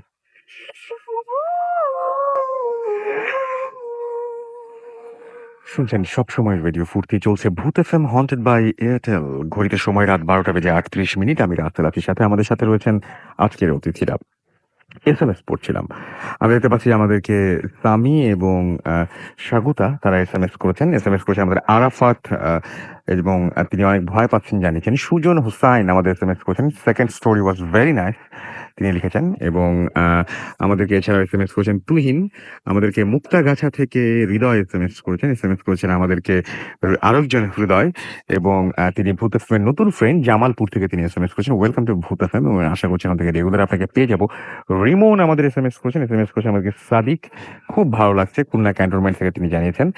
রাব্বি আমাদের এসএমএস করেছেন। এসএমএস করেছেন হারুন সাভার থেকে। পুলক আমাদের এসএমএস করেছেন। সেকেন্ড ঘটনাটা তার কাছে অবশ্য ভালো লাগেনি। আমাদেরকে এছাড়াও এসএমএস করেছেন ঢাকা থেকে পূজা, এবং এবং তিনি বলছেন যে আমার এই সমস্ত স্বপ্ন দেখার সাহস নাই। আমাদেরকে মহসিনুল ইসলাম এসএমএস করেছেন। এসএমএস করেছেন আমাদেরকে, দেখতে পাচ্ছি আসাদুল গাজীপুর থেকে। সেকেন্ড স্টোরিটা অসাম, তিনি জানিয়েছেন। সোহাগ ঈশ্বরী থেকে আমাদের এসএমএস করেছেন, এবং আমাদেরকে এসএমএস করেছেন দেখতে পাচ্ছি খোরশেদ। এছাড়াও সুমন আমাদের এসএমএস করেছেন। এসএমএস করেছেন মানিকে গাজীপুর থেকে। এছাড়াও শশী জিঞ্জিরা থেকে এসএমএস করেছেন। টিপু সারওয়ার আমাদের এসএমএস করেছেন, এবং তিনি বলছেন ওয়াও অনেক ভালো লাগলো। সঞ্জয় আমাদের এসএমএস করেছেন। এসএমএস করেছেন ডিজে প্রান্ত গাজীপুর থেকে। এছাড়াও সেলিম সিলেট থেকে এসএমএস করেছেন। আমাদেরকে এসএমএস করেছেন দেখতে পাচ্ছি বিজয় সহ আরো অনেকে। আপনি যদি এসএমএস করতে চান তাহলে মোবাইলের মেসেজ অপশনে গিয়ে টাইপ করুন ফুর্তি, FORTI ফুর্তি, স্পেস দিয়ে আপনার নাম, স্পেস দিয়ে আপনার মেসেজ পাঠিয়ে দিন 9840 নাম্বারে। যদি কেউ ইমেল করতে চান আমাদের কাছে, তাহলে ইমেল অ্যাড্রেসটি হচ্ছে bhutfm@radiofurti.fm, which is BHWTFM@radiofurti.fm। আপনার নাম, ঠিকানা এবং ফোন নাম্বার সহ আপনার জীবনে ঘটে যাওয়া সেরা ঘটনাটি অথবা আপনার জানা সেরা ঘটনাটি আমাদের কাছে লিখে পাঠান। ইমেইলের শুরুতে অবশ্যই উল্লেখ করুন ঘটনাটি আপনি এখানে এসে শেয়ার করবেন, নাকি আপনি চান আমরাই আপনার ঘটনাটা পড়ে শোনাবো। আপনি যদি দেশের বাইরে থাকেন, তাহলে সবচাইতে ভালো অপশন হচ্ছে আপনি আপনার ঘটনাটি রেকর্ড করে সেই অডিও ক্লিপটি আমাদের কাছে পাঠিয়ে দেবেন। আর কথা না বাড়িয়ে ঘটনা যেতে চাচ্ছিলাম, কিন্তু সময় ঘড়ির কাঁটা বলছে যে 12:40 বেজে গেছে। মাঝখানে আরেকটা ব্রেক যেন না নিতে হয়। আমি আগে ভাগে আরেকটা ব্রেক নিয়ে নেই। এই আওয়ারে তাহলে আর কোনো ব্রেক লাগবে না। আমরা একটা ছোট্ট বিজ্ঞাপন বিরতি যাচ্ছি, আমাদের সঙ্গেই থাকুন। স্টে টিউনড রেডিও ফুর্তি এন্ড ডোন্ট স্টপ দ্য ফুর্তি।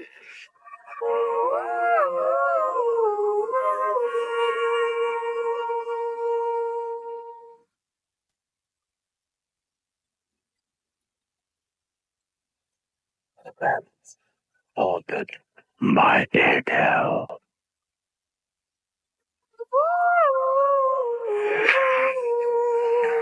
শুনছেন সবসময় রেডিও ফুর্তি, আমি রাসেল আছির সাথে। ঘড়িতে সময় রাত 12টা বেজে 44 মিনিট। আমাদের সঙ্গে রয়েছেন আমাদের আজকের অতিথিরা, এবং কোনো কথা না বাড়িয়ে আমি চলে যাচ্ছি সরাসরি আমাদের অতিথির কাছে। সঙ্গে আছেন আলিফ, এবং তার কাছে একটা ঘটনা শুনবো আমরা। সালাম আলাইকুম লিসেনার্স, সুচিত্রা সেনকে শ্রদ্ধা জানিয়ে শুরু করছি আজকের ঘটনাগুলো। আমার ঘটনাটি যেটা এখন শেয়ার করব সেটি বাংলাদেশের বাইরের ঘটনা। ইন্দোনেশিয়ার জাকার্তার একটি ঘটনা শেয়ার করছি আজকে। তো আমার পরিচিত এক ছোট ভাইয়ের ঘটনা। তো ওর বাবা জাকার্তাতে অনেক দিন ধরেই থাকে। তো 2009 শেষের দিকে ও ইন্দোনেশিয়া চলে যায়। তো ইন্দোনেশিয়া যাবার পর তো অ্যাকচুয়ালি ওদের ওখানে একটা দুটো সুপার মার্ট আছে, একটা ওর বাবা চালাতো, একটা ও চালাতো। তো ওর রেসপন্সিবিলিটি ছিল বেরিতো নামে একটি জায়গা, সেখানে একটি দোকান তাকে চালাতে হতো। তো ভালো, অনেক বড় সুপার শপ, সবকিছুই পাওয়া যায়। তো ওর রেসপন্সিবিলিটি ছিল যে প্রতিদিন সকালবেলা ও দোকানটা খুলবে এবং রাতে বন্ধ করে বের হবে। তো ওর বাবা আরেকটি চালাতো।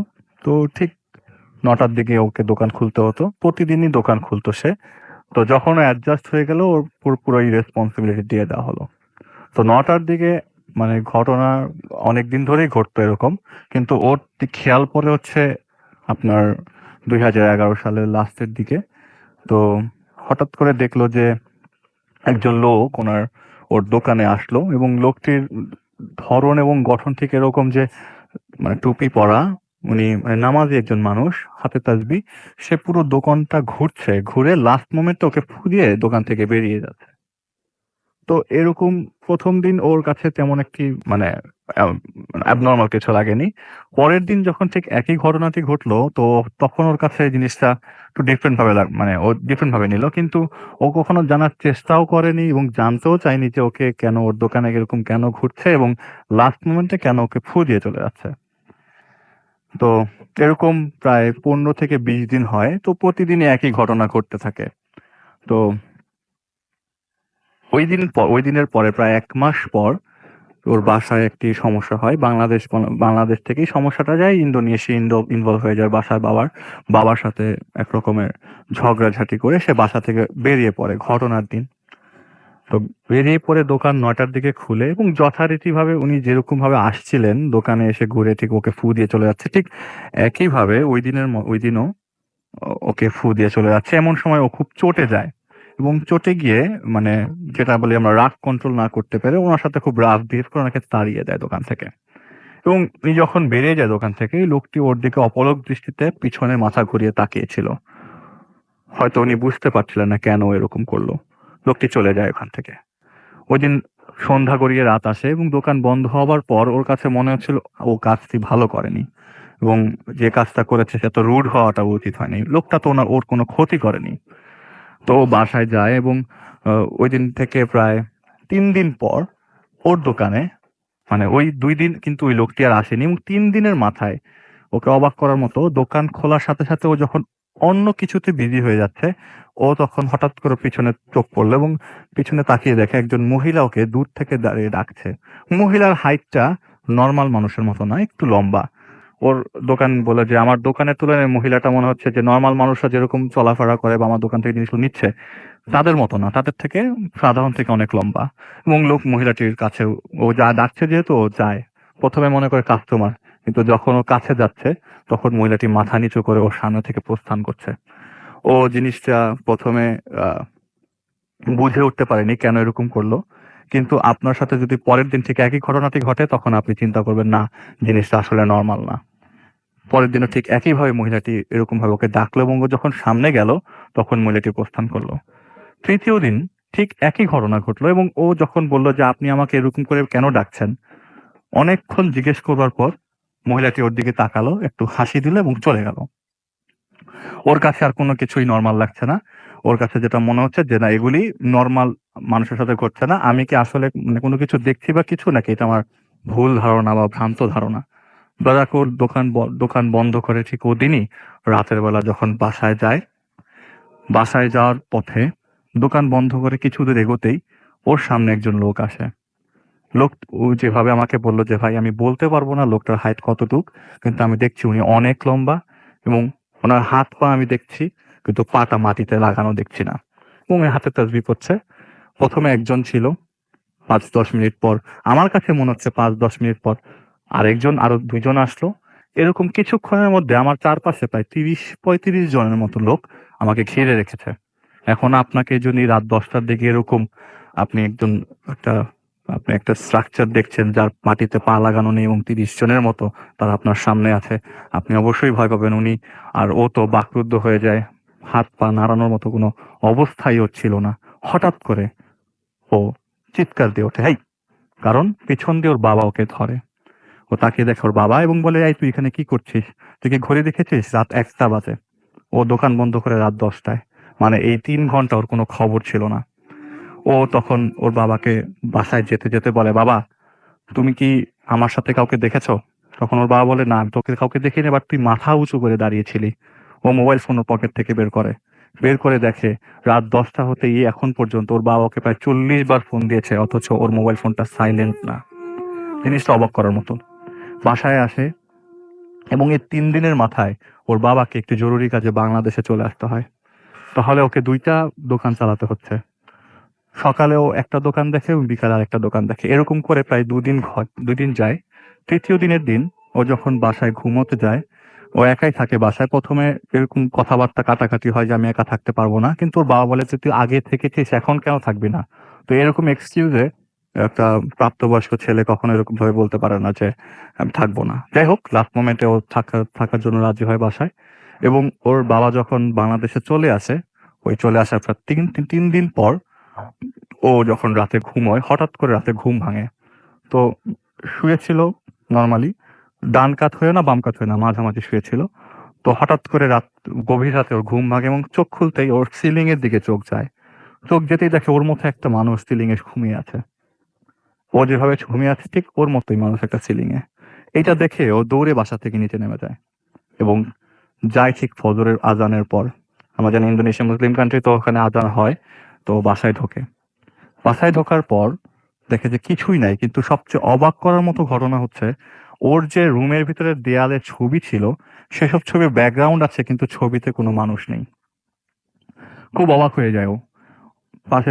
পাশের ওর বন্ধু আছে, বন্ধুকে ডেকে নিয়ে আসে, বলে দোস্ত দেখ এই সিচুয়েশন আমি আছি। কিন্তু ওর বন্ধু বলে কই, তোর বাসায় তো সবকিছুই নর্মাল। ও ঘটনাটা খুলে বলতে চেয়েও বলতে পারলেন না। তো কি কাউকে কোনো কিছু শেয়ার না করে ঠিক নর্মালি যেভাবে জীবনযাপন করছিল ঠিক সেভাবে জীবনযাপন করতে লাগলো।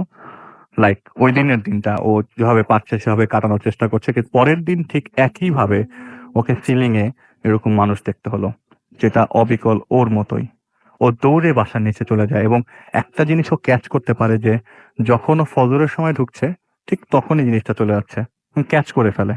তাহলে ও ঢোকার পরে ও জেনে যায় যে আমি আর কিছু দেখবো না, ও ঠিক ফজরের সময় ঢুকছে। এরকম করে করে 4-5 দিন পর হঠাৎ করে ঘুম ভাঙে। ঘুম ভাঙার পর হয়তো ও ও মনে করছিল আমি সিলিং এ আবার কিছু একটা দেখবো, কিন্তু ঘুমটা ভাঙছে প্রতিদিনই ওই রকম রাত 2টা-3টার দিকে।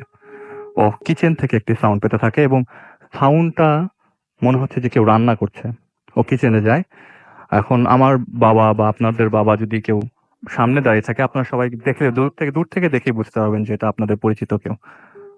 এবং ও ঠিক দেখে যে ওর বাবা রান্নাঘরে রান্না করছে। ও একটু জোরে চিৎকার দেয়, বাবা তুমি। কিন্তু যখন ওই যে সামনে ছিল সে যখন ওর দিকে তাকায় তখন দেখে যে এটা তোর বাবা না, কিন্তু বাবার মতো দেখতে। এটা দেখে ও আর কিছুক্ষণের মধ্যে মানে ওই জায়গায় 1 মিনিটও দেরি না করে সাথে সাথে নিচে নেমে যায় এবং ওই দিন আর ফজরের সময় ঢোকে না, ওই দিন ডিরেক্ট সকালে ঢোকে এবং ঢুকে বাংলাদেশে ফোন দেয় যে আমি থাকতে পারছি না, আমি কোনোভাবেই থাকতে পারছি না, আমাকে আমাকে কিছু একটা ডিস্টার্ব করছে, আমাকে আমি পারছি না। তো ওর বাবা তখন বলে ঠিক আছে, ওর বাবা একটা ফ্রেন্ড আছে তাকে ফোন দিয়ে বলে দিচ্ছে যে ওর সাথে যেন থাকার জন্য। ওর বাবা ঠিক তাই করে, ওনার একটা ফ্রেন্ডকে বলে দেয় যে তুমি তাহসিনের সাথে থাকো। তো ওই আঙ্কেল ওর সাথে থাকতে চলে আসে। ঘটনার দিনে চলে যাই। সেদিন রাতে ওর সাথে উনি ঘুমিয়েছিল। হঠাৎ করে ঘুম ভেঙে যায় তাহসিনের। এবং তাহসিন বাম পাশে মানে আঙ্কেল শুয়েছিল আর ওর ছিল ডান পাশে খাটের। তো হোটেলে উঠে দেখে যে উনি নেই এবং একটা চিৎকারের সাউন্ডে ওর ঘুম ভাঙে অ্যাকচুয়ালি। তো ও যখন ড্রয়িং রুমের দিকে যায়, ড্রয়িং রুমের দিকে গিয়ে দেখে যে ওই লোকটি মাটিতে পড়ে আছে। ওনাকে ওর বুকে নেয় এবং ঢাকাতে থাকে যে আঙ্কেল কি হয়েছে, এবং চেক করতে থাকে বারবার হার্টবিট এবং পালস যে না সব ঠিক আছে, হয়তো সে সেন্স হারিয়ে ফেলেছে। ঠিক এমন সময় একটি লোকের সাথে ওর লোকটি ওর পেছনে চলে আসে এবং বুঝতে পারে আমার পেছনে কে আছে। তো ও যখন পেছনে তাকায় তখন দেখে যে সেই লোকটি যে লোকটির সাথে ও খুব রুড আচরণ করেছিল ওকে বারবার জিজ্ঞেস করতে থাকে তুমি কেন আসছো, কেন আমাকে এরকম ডিস্টার্ব করছো, আমি তো কোনো দোষ করিনি, আমি কি করেছি তোমার সাথে। আর এরকম প্রায় 1 ঘন্টা 1.5 ঘন্টা ওর সাথে কথা বলতে থাকে, কিন্তু ওই লোকটি কোনো কথা বলে না। লাস্ট মোমেন্টে বলে তুমি আমার সাথে রুড আচরণ করে ভালো করনি, আমি তোমার কোনো ক্ষতি করিনি। তখনও বলে যে হ্যাঁ আমি ভুল করেছি তোমার সাথে রুড আচরণ করে, এবং এরকম ভাবে ওর সাথে প্রায় আরো 2 ঘন্টা কথাবার্তা চালিয়ে যায় ফজরের পর পর্যন্ত, ফজরের আগ পর্যন্ত। এবং লাস্ট মোমেন্টে ওই লোকটি ওকে মাফ করে দেয়। মাফ করে দেওয়ার সময় বলে যে তুমি আর কখনো এরকম করবে না, এই বলে সে ওখান থেকে সে প্রস্থান করে। ঠিক ফজরের আজান দেওয়ার সাথে সাথেই উনি চলে যায় এবং যে আঙ্কেলটি ফ্লোরে পড়া ছিলেন তার হুঁশ আসে, এবং হুঁশ আসার সাথে সাথে সে সাথে সাথে ওখান থেকে খুব তাড়াতাড়ি মানে যত তাড়াতাড়ি পারে প্রস্থান করার চেষ্টা করে এবং দৌড়িয়ে বাসা থেকে নিচে নেমে যায়। তো তাহসিন ওনার পিছনে পিছনে যায় এবং ওনাকে ধরার চেষ্টা করে আপনি কোথায় যাচ্ছেন, কি হয়েছে আমাকে বলেন আপনি। বলে না তোদের বাসাটা অনেক সমস্যা আছে, তোদের বাসাটা ভালো না। আমি যখন রাতের বেলা বাথরুম করার জন্য উঠি, বাথরুমে ঢোকার পর দেখি যে একজন মানুষ আমার সামনে দাঁড়িয়ে আছে, তার মাথাটা আমি দেখতে পাচ্ছি না, মাথাটা সিলিং এর উপরে। দেখে আমি এক দৌড় দিয়ে তোদের ড্রয়িং রুমে যাই। ড্রয়িং রুমে যাওয়ার পরে দেখি তোদের সোফায় প্রায় 10 জনের মতো বসে আছে আর মাটিতে বসে আছে আরো 20 থেকে 30 জন, সবাই তসবি পড়ছে। আমি এটা দেখে আর মানে আমি আর কিছু কন্ট্রোল করতে পারি নাই এবং সেন্স হারিয়ে ফেলি এবং এরপরে আমার আর কিছুই মনে নেই। তখনও বুঝতে পারে যে হয়তো এটাই একটা কারণ ছিল ওনাকে সেন্স লেস করবার পর যেন ওর সাথে ওই লোকটি কথা বলতে পারে। এরপরে ও জেনে গেছে যে ওই লোকটি ওকে মাফ করে দেয়, তারপরও এখনো ওর সমাজে মনে হয় যে ওই লোকটি আসে এবং দোকান যখন খোলে প্রায় সময় সেই লোকটিকে দেখে, কিন্তু এরকম ঝামেলা আর ওর সাথে ঘটেনি রাসেল ভাই। অনেক ধন্যবাদ আপনাকে। এবং আমরা আরো একটা ঘটনা শুনলাম, এর মাঝখানে আরো কিছু এসএমএস আমি দেখতে পাচ্ছি চলে এসছে। এমডি রিয়াদ আমাদের এসএমএস করেছেন আমাদেরকে ফেরদৌস, এছাড়াও তন্ময় আমাদের এসএমএস করেছেন এবং থার্ড ঘটনাটি তার কাছে ভালো লেগেছে সেটা তিনি জানিয়েছেন এবং তিনি বলেছেন যে আরো ভয়ঙ্কর কোনো ঘটনা তিনি শুনতে চান। আমাদেরকে এসএমএস করেছেন রাব্বানি। আচ্ছা, আসলে ভয়ঙ্কর ঘটনা আসলে ব্যাপারটা কি যে আরো ভয়ঙ্কর ঘটনা, এটা অনেকটা আতশবাজির মতো আরকি। দেখার পরে মনে হয় যে আরেকটু ভালো হলে ভালো হতো বা আরেকটু বেশিক্ষণ হলে ভালো হতো বা আরেকটু অন্যরকম হতে পারতো, এরকম আমার কাছে মনে হয় আরকি। হিয়া আনা সুইটি ময়মনসিং থেকে আমাদের এসএমএস করেছেন আমাদেরকে শফিক নেত্রকোনা থেকে। নীলা আমাদের এসএমএস করেছেন ডালিয়া এবং তিনি বলেন যে ভয়ে জমে আছি। খুলনা থেকে এসএমএস করেছেন রিদওয়ান আমাদের এসএমএস করেছেন। এসএমএসটা পড়তে হবে কিন্তু রাসেল ভাই, পড়ে ফেললাম। মহিউদ্দিন মুর্তজা আমাদের এসএমএস করেছেন আমাদেরকে সাহাল, এসএমএস করেছেন আমাদেরকে মৌ, এছাড়াও জিহান আমাদের এসএমএস করেছেন তন্ময়, সাদি চট্টগ্রাম থেকে এসএমএস করেছেন, এছাড়াও আমাদেরকে বিপ্লব উদ্দিন এসএমএস করেছেন প্রিন্স, এছাড়াও জেসি আমাদের এসএমএস করেছেন জসিম সিলেট থেকে, খুব সুন্দর ভাইয়া তাই লিখেছেন। কোরবান মাস্টার আমাদের এসএমএস করেছেন the second story was very dangerous, এটা তিনি লিখেছেন। আবির আমাদের এসএমএস করেছেন শহীদুল, এছাড়াও আনন্দ মোহাম্মদপুর থেকে আমাদের এসএমএস করেছেন এবং সবসময় ভূতের এফএম এর মাঝখানে তার ভয় নাকি শোনা অফ করে দিতে হয়। ও তাহলে তো মুশকিল, তাহলে তো আমাদের আরেকটু ভয় কমিয়ে দেবো নাকি। সুমি সিং থেকে এসএমএস করেছেন থার্ড এসএমএস নয়, স্টোরি হবে এটা, আসলে স্টোরিটা সুন্দর তাই বোঝাতে চেয়েছেন তিনি। ফুর্তি আয়না আমাদের এসএমএস করেছেন মিরপুর থেকে এবং তিনি হচ্ছে অনেক ভালো লাগছে। এছাড়াও প্রান্ত খন্দকার আমাদের এসএমএস করেছেন টঙ্গী বাজার থেকে আমাদেরকে, এছাড়াও এসএমএস করেছেন ডিজে আমান আমাদেরকে, রাজভীর এসএমএস করেছেন ওয়ারি থেকে, এছাড়াও ওয়ালিদ এসএমএস করেছেন দাদিয়া এবং আমাদেরকে এসএমএস করেছেন রিফাত, এসএমএস করেছেন আমাদেরকে নাহিদুজ্জামান, এছাড়াও আবুল খান ডেমরা থেকে আমাদের এসএমএস করেছেন আমাদের তুষার বোটবাজার থেকে, আমাদেরকে কৃষ্ণা এসএমএস করেছেন আমাদেরকে আব্দুল্লাহ টাঙ্গাইল থেকে, কবির খুলনা থেকে আমাদের এসএমএস করেছেন, আমাদেরকে এফ এম কাউসার এসএমএস করেছেন রকি ঢাকা থেকে, চার্লস রাসেল, আচ্ছা চার্লস আমাদের এসএমএস করেছেন আচ্ছা 3 বছর হয়ে গেল তার এসএমএস নাকি আমি পড়িনি, ও মাই গড। সাইম আমাদের এসএমএস করেছেন এস কে সুমন এসএমএস করেছেন আমাদেরকে। আরো অনেকেই, আপনি যদি এসএমএস করতে চান তাহলে মোবাইলের মেসেজ অপশনে গিয়ে টাইপ করুন ফুর্তি FORTI ফুর্তি, স্পেস দিয়ে লিখুন আপনার নাম, স্পেস দিয়ে আপনার মেসেজ পাঠিয়ে দিন 9840 নাম্বারে। আমরা চলে যাব আমাদের পরবর্তী ঘটনায়, আমাদের প্রথম অতিথির কাছে। আপনার নামটা প্লিজ আরেকবার বলবেন, তারপর আপনার ঘটনায় শুনবো আমরা। থ্যাংক ইউ রাসেল ভাই। আমার নাম বশির আলম, আমি এসেছি টুঙ্গি কলেজ গেট থেকে। আমার দেশের বাড়ি নড়াইল। মূলত আমি একজন এখন পেশাজীবী ড্রাইভার, কিন্তু আমার সাথে যে ঘটনাটা ঘটে আমার নড়াইলে নেডিখোলা গ্রাম। সেখান থেকে যাই আমি একটা কলেজে গানের অনুষ্ঠানে। সে অনুষ্ঠানে যে গান শুনতে যেখানে যাই, সেই কলেজটার নাম হচ্ছে আপনার এই সরি নাম না বললেও চলবে বোধহয়, সমস্যা নাই। যাই হোক, বল্লারটুক কলেজে আমি একটা গান শুনতে যাই। কিন্তু আমার সাথে যারা যায় তারা সবাই থাকে আমার গ্রামের লোক। আমার সাথে আমার ছোট ভাই নাসির, সেও ছিল।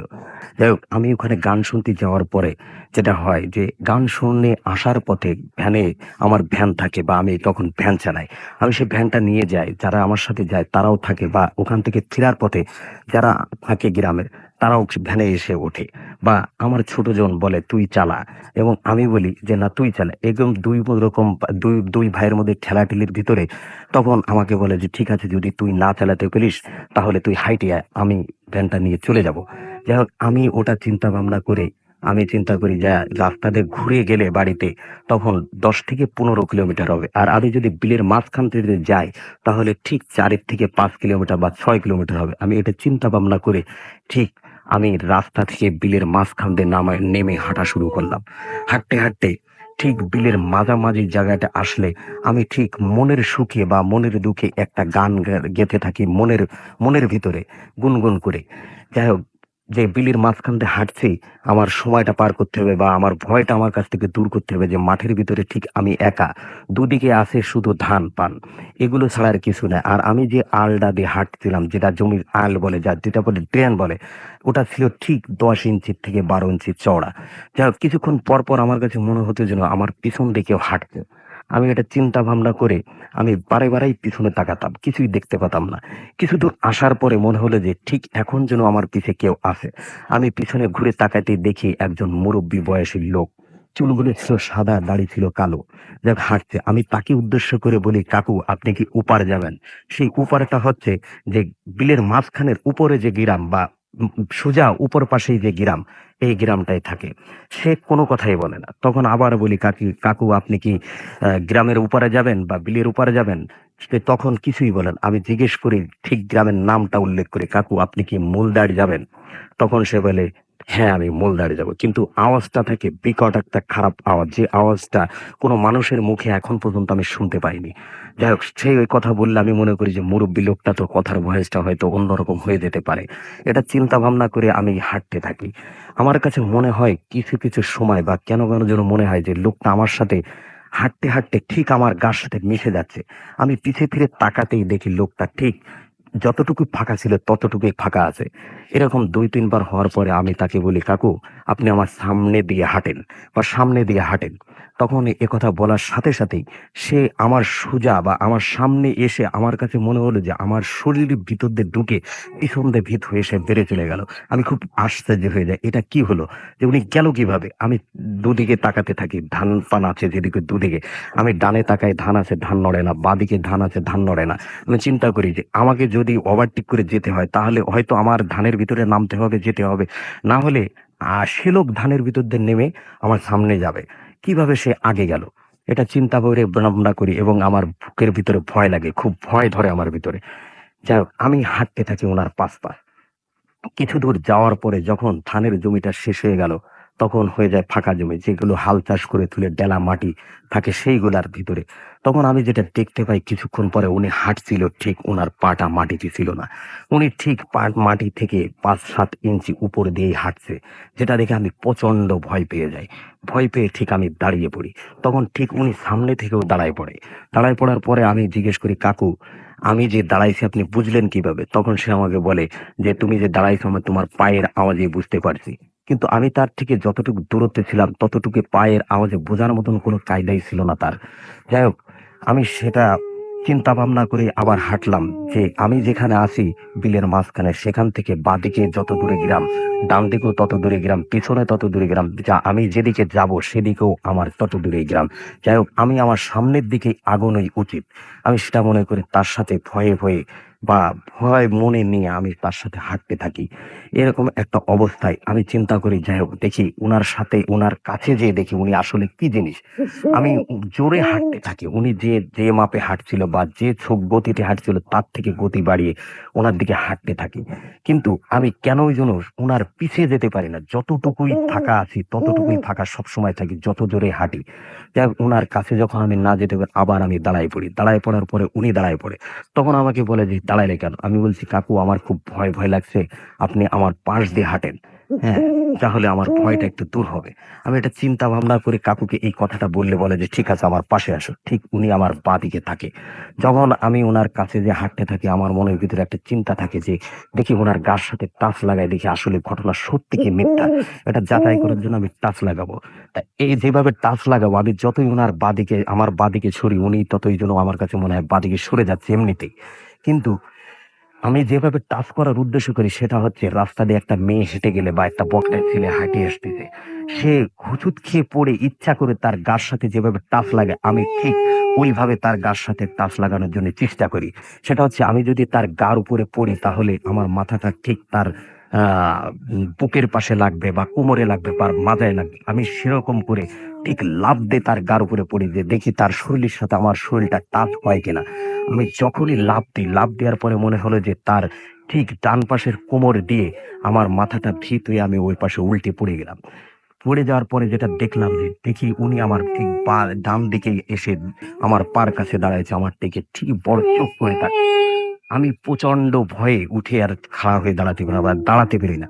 তখন যেটা হয় দেখি আমার পা কেটে বা পা কেটে যে মাটি টেলা মাটিগুলো শুকনা থাকে ওতে পা কেটে রক্ত পড়তেছে, কিন্তু সেই রক্তগুলো মাটিতে পড়তেছিল, কিন্তু সেই মাটিতে যে রক্ত আছে সেরকম কোনো দাগ তাতে হচ্ছিল না, বা সেই দাগটা তখনই মুছে যাচ্ছে। আমি যেটা করি, আমার বাম হাত দিয়ে সেই রক্তটা এনে আমি আর চোখের কাছে নিয়ে দেখতে লাগি যে আসলে রক্তটা যাচ্ছে কোথায়। যখনই আমি ওটা দেখতে লাগি, যে দেখি একটা পেট্রোল তেল বা একটা অকটেল তেল হাতে ধরে কাছে আনলে আস্তে আস্তে যেভাবে শুকিয়ে যায় সেইভাবে শুকিয়ে যাচ্ছে।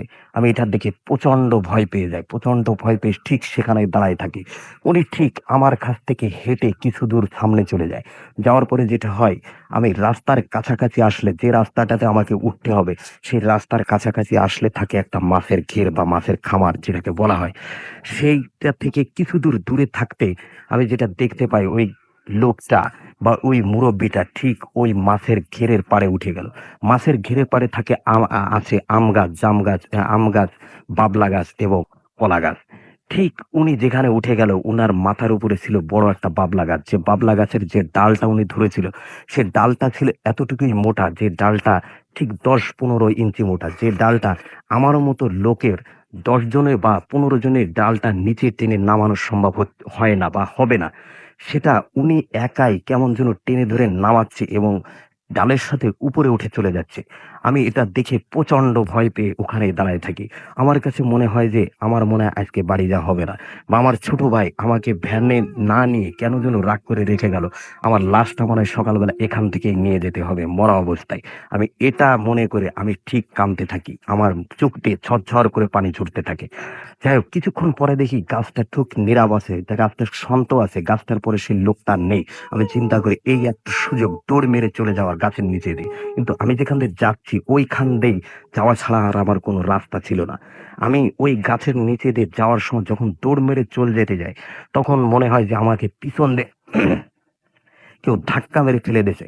আমি সামনে উবুড় হয়ে পড়ে যাই, বা সামনের দিকে আমি পড়ে যাই। পড়ে পিছন দিকে তাকাই দেখি ঠিক ওই লোকটাই আছে, কিন্তু সেই লোকটার থাকে একটা মুখ বা এক চেহারা, থাকে না কোনো বডি, থাকে না কোনো হাত, থাকে না কোনো পা। আমি এটা দেখে ভীষণ ভয় পেয়ে ওখানে আত্মহারা মতন হয়ে যায়।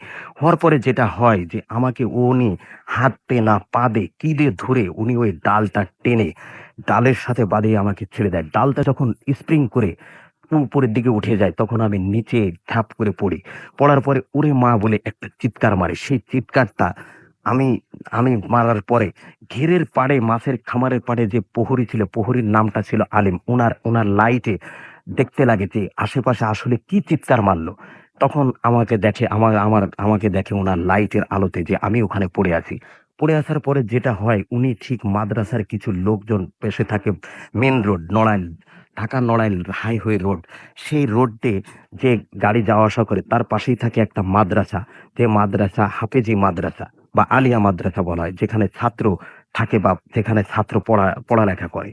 সেখান থেকে কিছু ছাত্র ডেকে আমাকে নিয়ে মাথায় পানি দেওয়ার পরে আমাকে ঘটনা বলে, আপনি কি ব্যাপার, আপনাকে মারছে কে, আপনার থুতমায় কাটা বা আপনার পায়ে কাটা, আপনার মাথায় কাটা, কি ব্যাপার, আপনার কে মারছে? তখন আমি তার কাছে জিজ্ঞেস করি যে আমাকে যখন পাইছেন তখন কি আমি শুধু একাই ছিলাম, আর কেউ ছিল না আমার সাথে? তখন বলে না, আপনাকে শুধু একাই পাইছি। তখন আমি যেটা বলি যে আহ, আমি আমার সাথে কি আর কেউ ছিল, বা আমার কাছে আর কি ছিল, বা কিছু কি দেখতে পাইছেন? তখন সে বলে না, কিছুই দেখতে পাইনি, শুধু আপনার ওই চিৎকারটা শুনে আমি লাইট মেরে দেখি আপনি পড়ে আছেন। তারপরে যেটা হয়, উনি ওনার গামছাটা, ওনার ওখান থেকে গামছা নিয়ে আমাকে পরায় দেয় এবং আমার গার যত পোশাক ছিল, জামা গেঞ্জি এবং লুঙ্গি, সবগুলো ছিঁড়ে উড়ে যায়, যেগুলো পরার মতন কোনো অবস্থা ছিল না। তখন আমি তাকে, সে আমার কাছে জিজ্ঞেস করে ঘটনাটা কি। তখন আমি তাকে ঘটনা খুলে বলি যে ভাই এই ব্যাপার। তখন সে আমাকে বলে যে ভাই, তাহলে তো এই কারণ, আমার মাছের ঘিরের যে চিংড়ি মাছ, সে মাছটা প্রতি রাতে খেয়ে যায়, খেয়ে মাথাটা ঘিরের পাড়ে পাওয়া যায় কিন্তু মাছটা পাওয়া যায় না, কৃষি খায়। মালিকের কাছে আমি এটা জবাব দিতে পারি না, কিন্তু এখন তো আপনার ঘটনা শুনে আমি তো আর এই ঘিরে বা ঘিরে পোয়াত দিতে বা ঘের প্রহরী হিসেবে আর থাকতে পারবো না।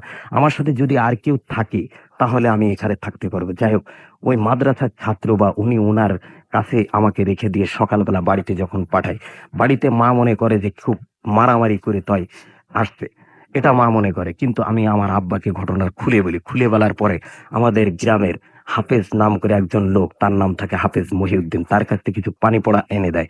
এনে দেওয়ার পরে আর আমাকে উনি ডাক্তারের কাছে পাঠায়। যে ডাক্তারের নাম আছে স্বপন ডাক্তার, হিন্দু ডাক্তার ছিল, তার কাছে পাঠায় যে তার কাছে যায় তোর এই জায়গা দিয়ে চিকিৎসা করে আয় বা ওষুধ নিয়ে আয়। রাসেল ভাই, এই ছিল আমার ঘটনা। আচ্ছা, আমি একটা জিনিস জিজ্ঞেস করতে চাই, সেটা হচ্ছে আমি সবাইকে জানাতেও চাই যে উনি যখন এসেছিলেন এই ঘটনা বলার সময় আমরা যারা ছিলাম, আমরা আজকের যে সমস্ত অতিথি তারা সবাই একসঙ্গে শুনছিলাম, তখন আপনি আপনার পায়ের কিছু দাগ দেখিয়েছিলেন হ্যাঁ, সেই হ্যাঁ, দিনের হ্যাঁ। ঘটনায়, বা আপনি যে আহত হয়েছিলেন জি, পায়ের এবং থুতনিতে আপনার দাগ জি, দেখেছি, এবং আপনি বললেন সমস্ত শরীরেই কিছু কাটা দাগ আছে। জি, জি, আপনি আরেকটা জিনিস বলছিলেন যে আপনি আমাকে একটু আগে, আমরা যখন বিজ্ঞাপন বিরতিতে ছিলাম তখন আপনি আমাকে আরো কিছু কথা বলছিলেন যে এই ঘটনাগুলো ঠিক একইভাবে আপনার সাথে ঘটেছে এবং আপনি এই ঘটনাগুলো কেউ বিশ্বাস করুক আর না করুক আপনি মিথ্যা বলছেন না, এরকম একটা কথা আপনি জি, জি, বলছিলেন। জি।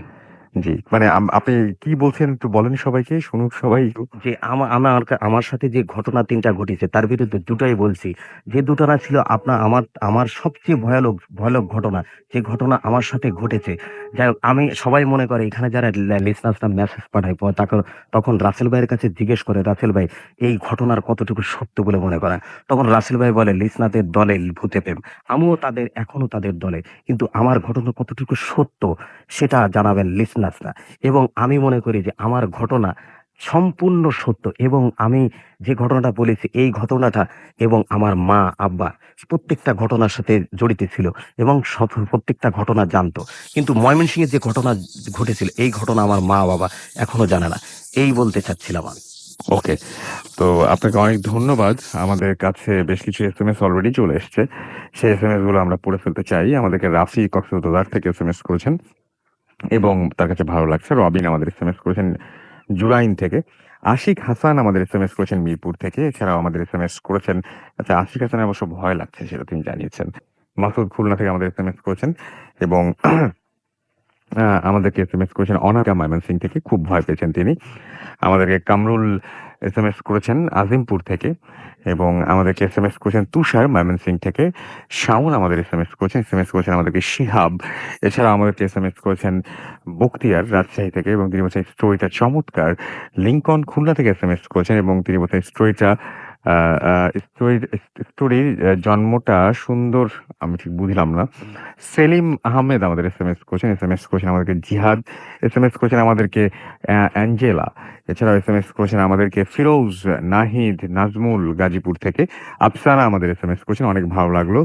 অর্পি আমাদের এসএমএস করেছেন আমাদেরকে। এছাড়াও নাজমা খান, ফার্স্ট স্টোরিটা আমার তার কাছে সবচেয়ে বেশি ভালো লেগেছে। মমিন আমাদের এসএমএস করেছেন, মমিন, সাজু, ইসরাফেল, রামপুরা বউবাজার থেকে। এছাড়া আমাদের হাবিব এসএমএস করেছেন এবং আমাদেরকে এসএমএস, আচ্ছা তিনি বলছেন যে তিনি এখনো প্রথম যে ঘটনা সেটার কথাই বলছেন যে এটা কোনো ব্যাপারই না, এরকম স্বপ্ন আমিও দেখি। ওকে, আপনার স্বপ্ন যদি আপনার জানাতে ইচ্ছা করে আমাদেরকে ডেফিনেটলি আপনি জানাতে পারেন। কিন্তু ডিজে আতাহার আমাদের এসএমএস করেছেন নাসিরুদ্দিন হেলাল। এছাড়া অর্ণব আমাদের এসএমএস করেছেন আমাদেরকে জায়ের সহ আরো অনেকে। আপনি যদি এসএমএস করতে চান তাহলে মোবাইলের মেসেজ অপশনে গিয়ে টাইপ করুন ফুর্তি, FORTI, ফুর্তি স্পেস দিয়ে লিখুন আপনার নাম, স্পেস দিয়ে আপনার মেসেজ পাঠিয়ে দিন 9840 নাম্বারে। যদি আপনি চান আমাদের কাছে ইমেইল করে ঘটনা পাঠাবেন তাহলে আমাদের ইমেল অ্যাড্রেসটি জেনে নিন। আমাদের ইমেল অ্যাড্রেসটি হচ্ছে bhutfm@radiofurti.fm, which is BHWTFM@radiofurti.fm। নাম, ঠিকানা এবং ফোন নাম্বার সহ আপনার জানা সবচাইতে ভয়ের ঘটনাটি আমাদের কাছে লিখে পাঠান। যারা দেশের বাইরে রয়েছেন তাদেরকে বলবো যে আপনার ঘটনাটি সরাসরি আপনি রেকর্ড করে পাঠাতে পারেন এবং ঘটনা যারা ইমেইলের মাধ্যমে পাঠাচ্ছেন, লিখে পাঠাচ্ছেন যারা, তাদেরকে বলবো যে দয়া করে শুরুতেই উল্লেখ করুন যে ঘটনাটি আপনি স্টুডিওতে এসে শেয়ার করবেন নাকি আপনি চান যে আপনার ঘটনাটা আমরা পড়ে শোনাই। আমাদের ফেসবুক ফ্যান পেজের অ্যাড্রেসটি হচ্ছে www.facebook.com/radiofurti। আর সেই সাথে আমি জানিয়ে দিচ্ছি যে আজকের এই এপিসোডে যদি কেউ মিস করে ফেলেন আনফরচুনেটলি, তাহলে আপনাকে অবশ্যই এয়ারটেল এম রেডিওর সাহায্য নিতে হবে। সেক্ষেত্রে আপনাকে আপনার এয়ারটেল নাম্বার থেকে ডায়াল করতে হবে 4040, সিলেক্ট করতে হবে চ্যানেল 22। দেখবেন যে একের পর এক বিভিন্ন এপিসোডের অপশন আপনাকে দেওয়া হচ্ছে, যে এপিসোডটি আপনি মিস করেছেন বা পুনরায় শুনছেন সেটা আপনি সেখান থেকে শুনে ফেলতে পারবেন। অ্যান্ড নাও আপনি চাইলেই ভূত এফএমের যে কলার টিউনটা আছে, সেই টিউনটা আপনি কলার টিউন বা মাই টিউন হিসেবে সেট করে ফেলতে পারেন। শুধু আপনাকে জানতে হবে এর কোড নাম্বারটি, and the code number is 92125। আপনার মোবাইলের মেসেজ অপশনে গিয়ে টাইপ করুন সুইটি, স্পেস দিয়ে টাইপ করুন 92125 এবং এসএমএস সেন্ড করুন 3123 নাম্বারে। ব্যাস, এই টিউনটা আপনার হয়ে যাবে। যাবো আলিফের ঘটনায়, তবে তার আগে একটা ছোট্ট বিজ্ঞাপন বিরতিতে যেতে হবে আমাকে। ফিরে আসছি একটু পরে। আমাদের সাথে থাকুন। স্টে টিউনড, রেডিও ফুর্তি অ্যান্ড ডোন্ট স্টপ দ্য ফুর্তি।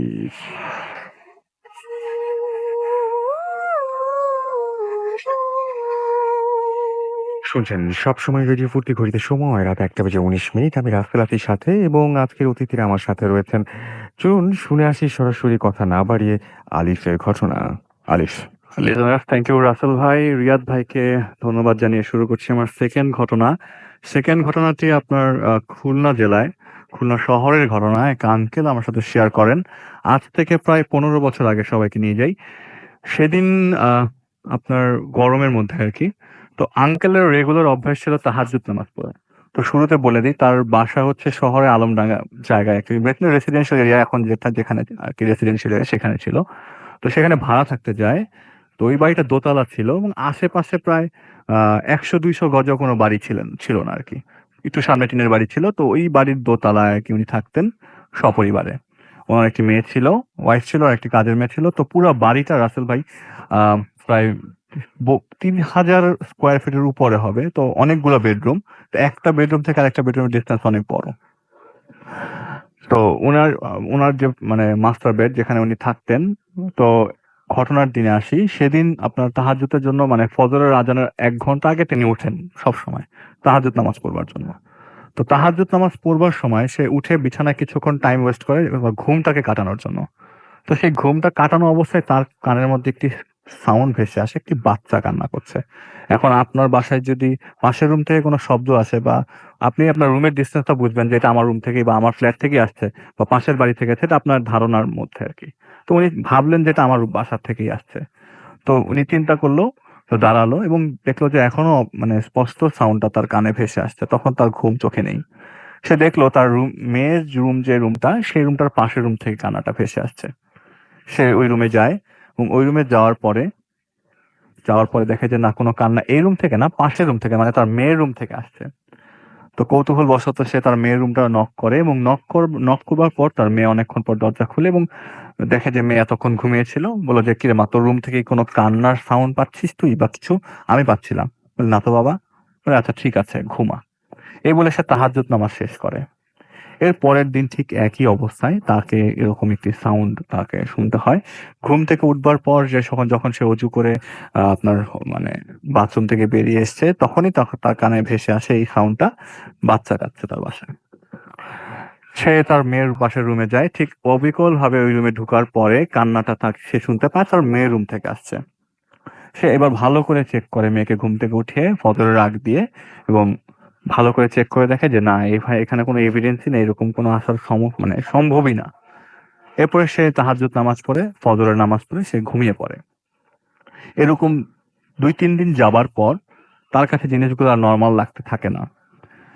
তার ১ সপ্তাহ পরে সে আবারও একই জিনিস ফিল করে, এবার একটু ভিন্নভাবে। যেমন বাচ্চাটা কান্না করছে তার মানে ডাইনিং স্পেস থেকে। সে ওখানে যায় এবং কাউকে দেখে না। পুরা বাড়ির লাইট জ্বালায় এবং অনেক খোঁজাখুঁজির চেষ্টা করে আসলে কান্নাটা কোথা থেকে আসছে। সে বারান্দা পর্যন্ত যায় যে আসলে বাসার শব্দটা কি পাশের বাসা থেকে আসছে। কিন্তু সে একটা জিনিস কানেক্ট করবার চেষ্টা করে যে এই শব্দটা তার আসছে প্রতিদিন রাতে একই সময়ে, যখন সে তাহাজ্জুদ নামাজ পড়বার জন্য ওঠে। পরের দিন ঠিক একইভাবে একটা বাচ্চার কান্নার সাউন্ড আসছে এবং সে এবার পাচ্ছে ড্রয়িং রুম থেকে। ড্রয়িং রুমে যাবার পরে সে দেখে কোনো বাচ্চা নেই এবং কোনো কিছুই নেই। সাউন্ডটা ভ্যানিশড। এবং সে এরকম ভাবে আরো ২-৩ দিন যায় এবং ২-৩ দিন যাওয়ার পরে লাস্ট দিন, এটা হচ্ছে আপনার প্রায় ওই দিন থেকে প্রায় ১-২ মাস পরে, রমজানের আগ দিয়ে তার মানে শবে বরাতের আগ দিয়ে তার এই ঘটনাটা তার সম্মুখীন করতে হয়। সে ঘুম থেকে ওঠে, অজু করে এবং অজু করবার পর এরকম একটা বাচ্চার সাউন্ড আসে, কিন্তু ওই সময় বাচ্চাটা মানে হাসাহাসি করছে এরকম কিছু একটা। সে তার আপনার ইয়াতে যায়, ওটাকে ডাইনিং স্পেসে যায় এবং খাবার টেবিলের উপরে একটা বাচ্চা দেখতে পায়। বাচ্চাটার কাছে যায় এবং গিয়ে দেখে যে তার যে মেয়েটা আছে, সেই মেয়েটা ছোটবেলায় যেরকম ছিল ঠিক সেরকম একটা বাচ্চা তার মানে বেডের উপরে, মানে ইয়াতের উপরে বসে আছে, টেবিলের উপরে বসে আছে। সে এক দৌড়ে তার রুমে যায় এবং তার ওয়াইফকে জাগিয়ে তোলে এবং জাগিয়ে তুলে ওয়াইফকে ডেকে নিয়ে আসে ডাইনিং স্পেসে এবং দেখে কেউ নেই। তো হয়তো মনে করছে এটা তার হ্যালুসিনেশন বা কিছু। এটা কি হ্যালুসিনেশন তো হওয়ার কথা না, কারণ এত বয়স্ক একজন মানুষ, তার বয়স তখন 45, তার মেয়ে ক্লাস 8-এ পড়ে, তো এরকম হওয়ার কথা না। তো সে তার ওয়াইফের মানে থ্রুতে একজন হুজুরের কাছে যায় এবং তার কাছ থেকে কিছু উপদেশ পায়। উপদেশ পাওয়ার পর প্রায় 1 সপ্তাহ তিনি এই কোর্সগুলো কমপ্লিট করবার 1 সপ্তাহ পর, 1 সপ্তাহের মধ্যে কোনো কিছু দেখেনি। 1 সপ্তাহ পরে সে আবারও ঠিক একই জিনিসগুলোর সম্মুখীন হয়। সে ঘুম থেকে উঠে এবং উঠার পরে তার রুমের ভেতরে একটি স্টোর রুম আছে, ওই যে ছোট ছোট জায়গা থাকে রাসেল ভাই, সেসব জায়গাগুলো থেকে সে এরকম একটা বাচ্চার সাউন্ড পাচ্ছে।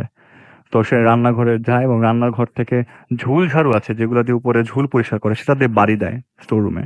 কিন্তু সাউন্ড ক্রমা মানে আসতেই থাকে বাচ্চার কান্নার সাউন্ড আসতেই থাকে। ওই মুহূর্তে আরেকটি বাচ্চা কান্না করছে তার ড্রয়িং রুমে। সে সাথে সাথে ড্রয়িং রুমে যায়, কিন্তু কাউকে কিছু দেখে না। এই জিনিসগুলো অবিরত হতেই থাকে তার সাথে 3-4 দিন ধরে, এবং সে প্রতিদিনই প্রচন্ড মানে ভয়ে মানে ভীত সন্ত্রস্ত অবস্থা থাকতে থাকে। কিন্তু এই ঝামেলাগুলো ওনাদের ফ্যামিলির কারোর সাথে ঘটতে থাকে না। লাইক ওনার ওয়াইফ এগুলি কিছু মানে ফিল করে না, ওনার মেয়েও ফিল করে না। তো যেটা হচ্ছে যে শবে বরাতের ঘটনায় চলে যাই। তার কিছুদিন পর শবে বরাত ছিল। তো শবে বরাতের দিন আমরা অনেকেই আমাদের আত্মীয় স্বজনদের কবরস্থানে কবর জিয়ারত করতে যাই, এবং উনিও ব্যতিক্রম না, উনিও যায় কবর জিয়ারত করতে। ওনার ছোট ভাইয়ের কবর খুলনাতেই। তো ওই দিন কবরস্থানে অনেক মানুষ জিয়ারত করতে গেছে। তো ওনার ভাইয়ের কবরটা ছিল ওই কবরস্থানের সবচেয়ে কোনায়। তো এটা পারিবারিক গোরস্থান এবং ওখানে অনেকেই আসে এলাকার লোকজন। তো উনি যখন ওনার ভাইয়ের কবরের সামনে যায়, যেটা হয়তো অবিশ্বাস লাগতে হতেও পারে বা কিছু, উনি আমাকে যেটা বললেন যে এটা আমার মানে নিজের চোখে দেখা। আমি 5 ওয়াক্ত নামাজ পড়ি। আমি এভাবে মানে দেখবো কখনো কোনো কিছু, মানে আমি এভাবে ইমোশনালি বিপর্যস্ত হয়ে পড়বো এটা কখনো চিন্তা করতে পারিনি। তো উনি ওনার ভাইয়ের কবরের সামনে যায় এবং কবরের সামনে যাওয়ার পরে দেখে যে একটা লোক সাদা কাপড় পরা একটা বাচ্চা কোলে নিয়ে বসে আছে কবরের পাশে। বসে মাথা নিচু করে চুপ করে বসে আছে। মনে হচ্ছে কেমন একটা অসহায় মানুষ বসে আছে এই জায়গায়। সে যখন ভালো করে লক্ষ্য করবার পর দেখে এটা ওনার ভাই, যে মৃত ভাইয়ের কবর জিয়ারত করতে এসছে তিনি, তার ভাই, এবং কোলে যে বাচ্চাটি, সেই বাচ্চাটি হচ্ছে তার ছোটবেলার মেয়ে। মানে তার মেয়ে তো বেঁচে আছে রাসেল ভাই, তার ছোটবেলার মেয়ে। তো এই অবস্থা দেখে সে বাসায় চলে আসে এবং আমার ওয়াইফকে আবারও জানায়, এবং যে এই অবস্থা তো কখনো সম্ভব না, এগুলি কখনো আমি দেখি নাই, হঠাৎ করে এগুলি আমি দেখছি। তোমার যে মানে আমার এই কাজটা করেনি হুজুরের যে কোর্সটা, আমি আবার যাবো ওনার কাছে। উনি আবার ওনার হুজুরের কাছে যায় এবং ঠিক একইভাবে একই কোর্স দেয়। এরপরে উনি বাসাটা চেঞ্জ করে ফেলে। চেঞ্জ করবার পর ওনার বাসাটা খুলনা মানে শহরের মধ্যেই হয় একটা জায়গায়, এবং বাসাটা অত বড় ছিল না আগের বাসার মতো। তো নর্মালি জীবনযাপন করতে থাকে।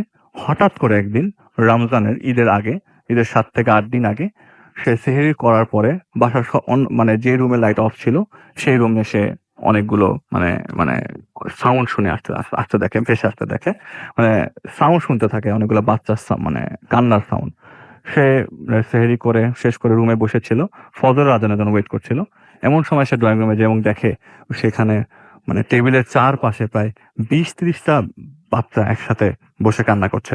এটা দেখে ওখানে উনি সেন্সলেস হয়ে যায়। এরপরে ওনাকে খুলনা একটা ছোট হসপিটালে নেওয়া হয়, ওখান থেকে ট্রান্সফার করা হয় সোহরাওয়ার্দীতে। সোহরাওয়ার্দী ট্রান্সফার করবার পর তাকে তার হার্টে এরকম সমস্যা ধরা পড়ে, এবং তারপর থেকে উনি মানে আবারও একই হুজুরের কাছে যায় এবং বলে যে আপনি যেসব জিনিস দিয়েছিলেন এগুলো কিছুতেই কাজ হয়নি। তখন উনি জানতে পারে যে পারিবারিকভাবে, আমাকে ডিটেলস বলেনি, পারিবারিকভাবে ওনাকে মানে ক্ষতি করতে চাওয়া হয়েছিল, এবং ক্ষতি করতে চাওয়ার কারণে সে এইসব জিনিসগুলোর সম্মুখীন হয়েছে।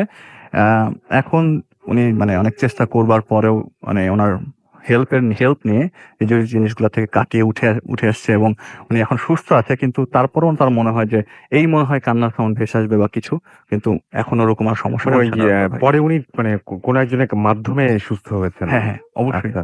এবং উনি যেটা জেনেছিলেন যে ওনাকে যে জিনিসটা দিয়ে ক্ষতি করা হয়েছিল সেটা অনেক পাওয়ারফুল ছিল।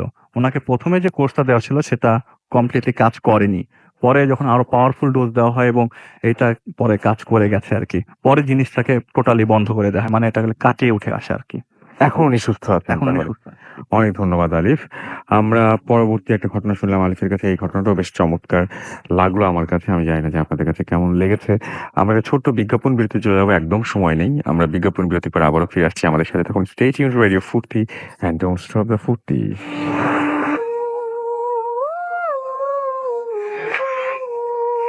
শুনছেন সবসময় রেডিও ফুর্তি ঘড়িতে সময় রাত ১টা বেজে ৩০ মিনিট। আমি রাত তেলাতির সাথে আমার সাথে রয়েছে নতুন ২ জন অতিথি এবং আপনাদের এসএমএস পাচ্ছি অনেক।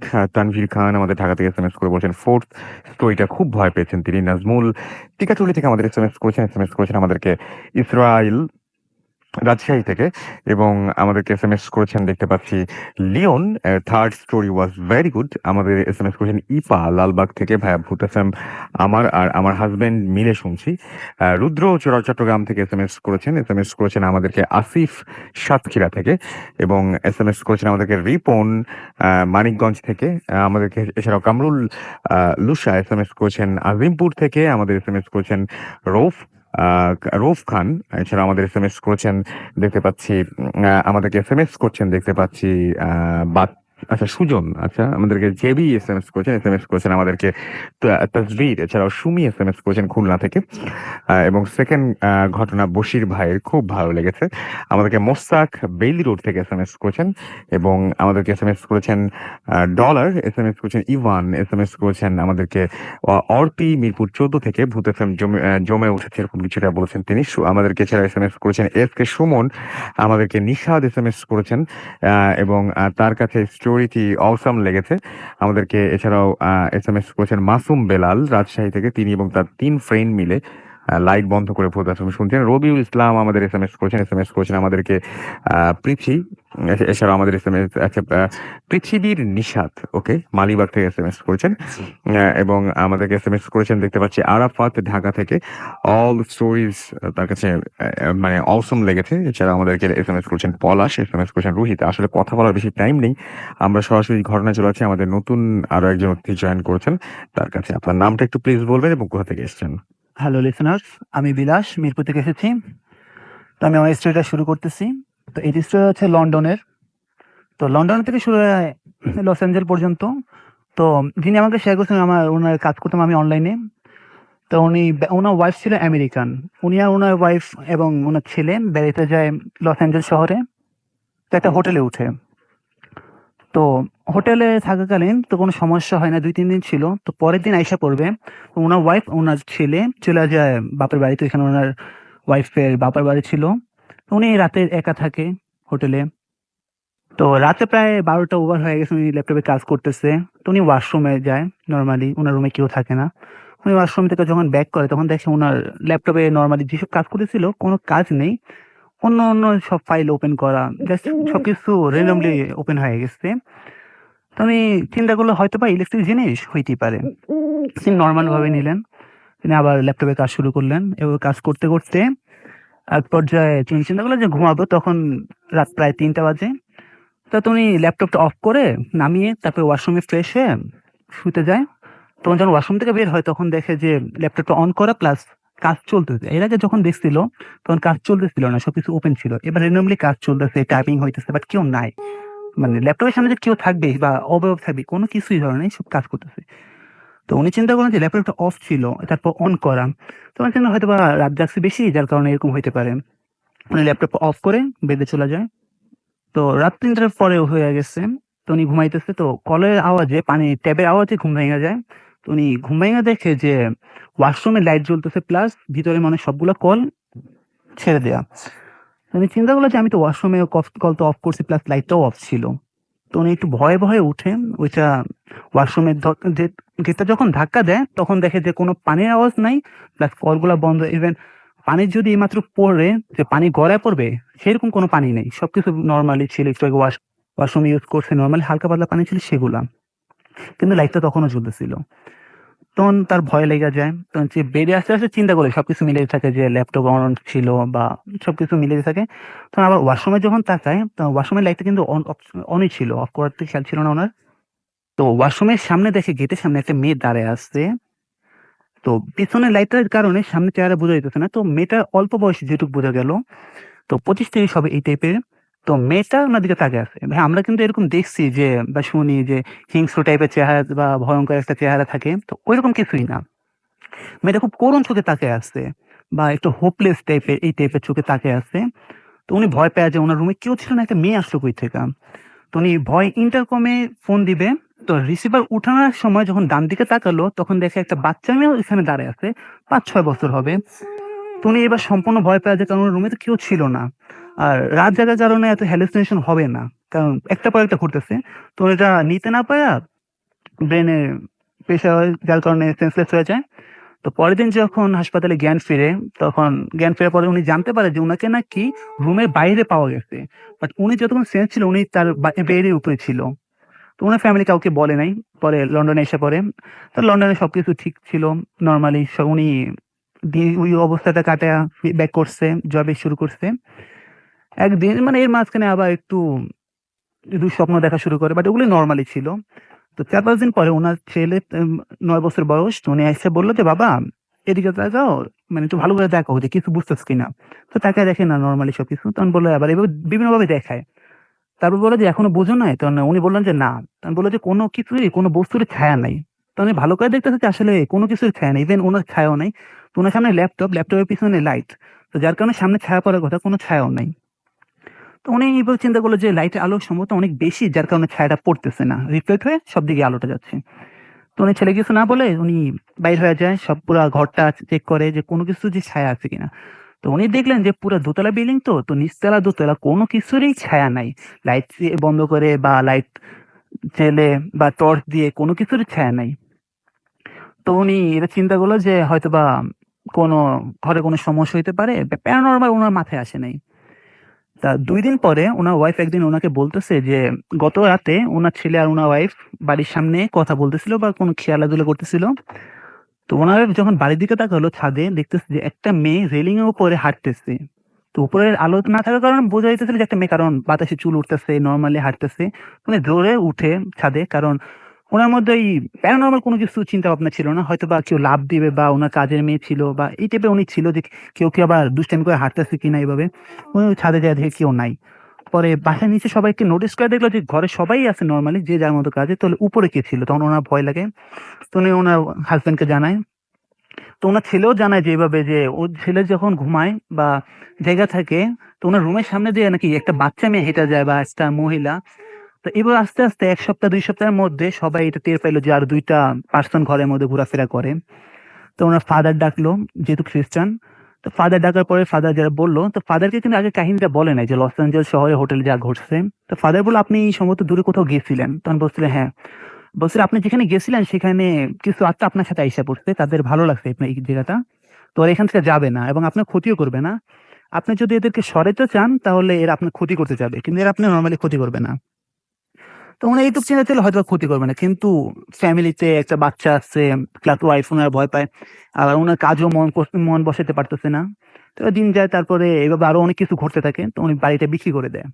বিক্রি করে নতুন জায়গায় শিফট হয়। সব নরমাল ছিল। বাট এখনো বাড়ির মাঝে মধ্যে বাড়িতে কোনো ছায়া পাওয়া যায় না। এখনো চলতেছে গত ৩ বছর ধরে।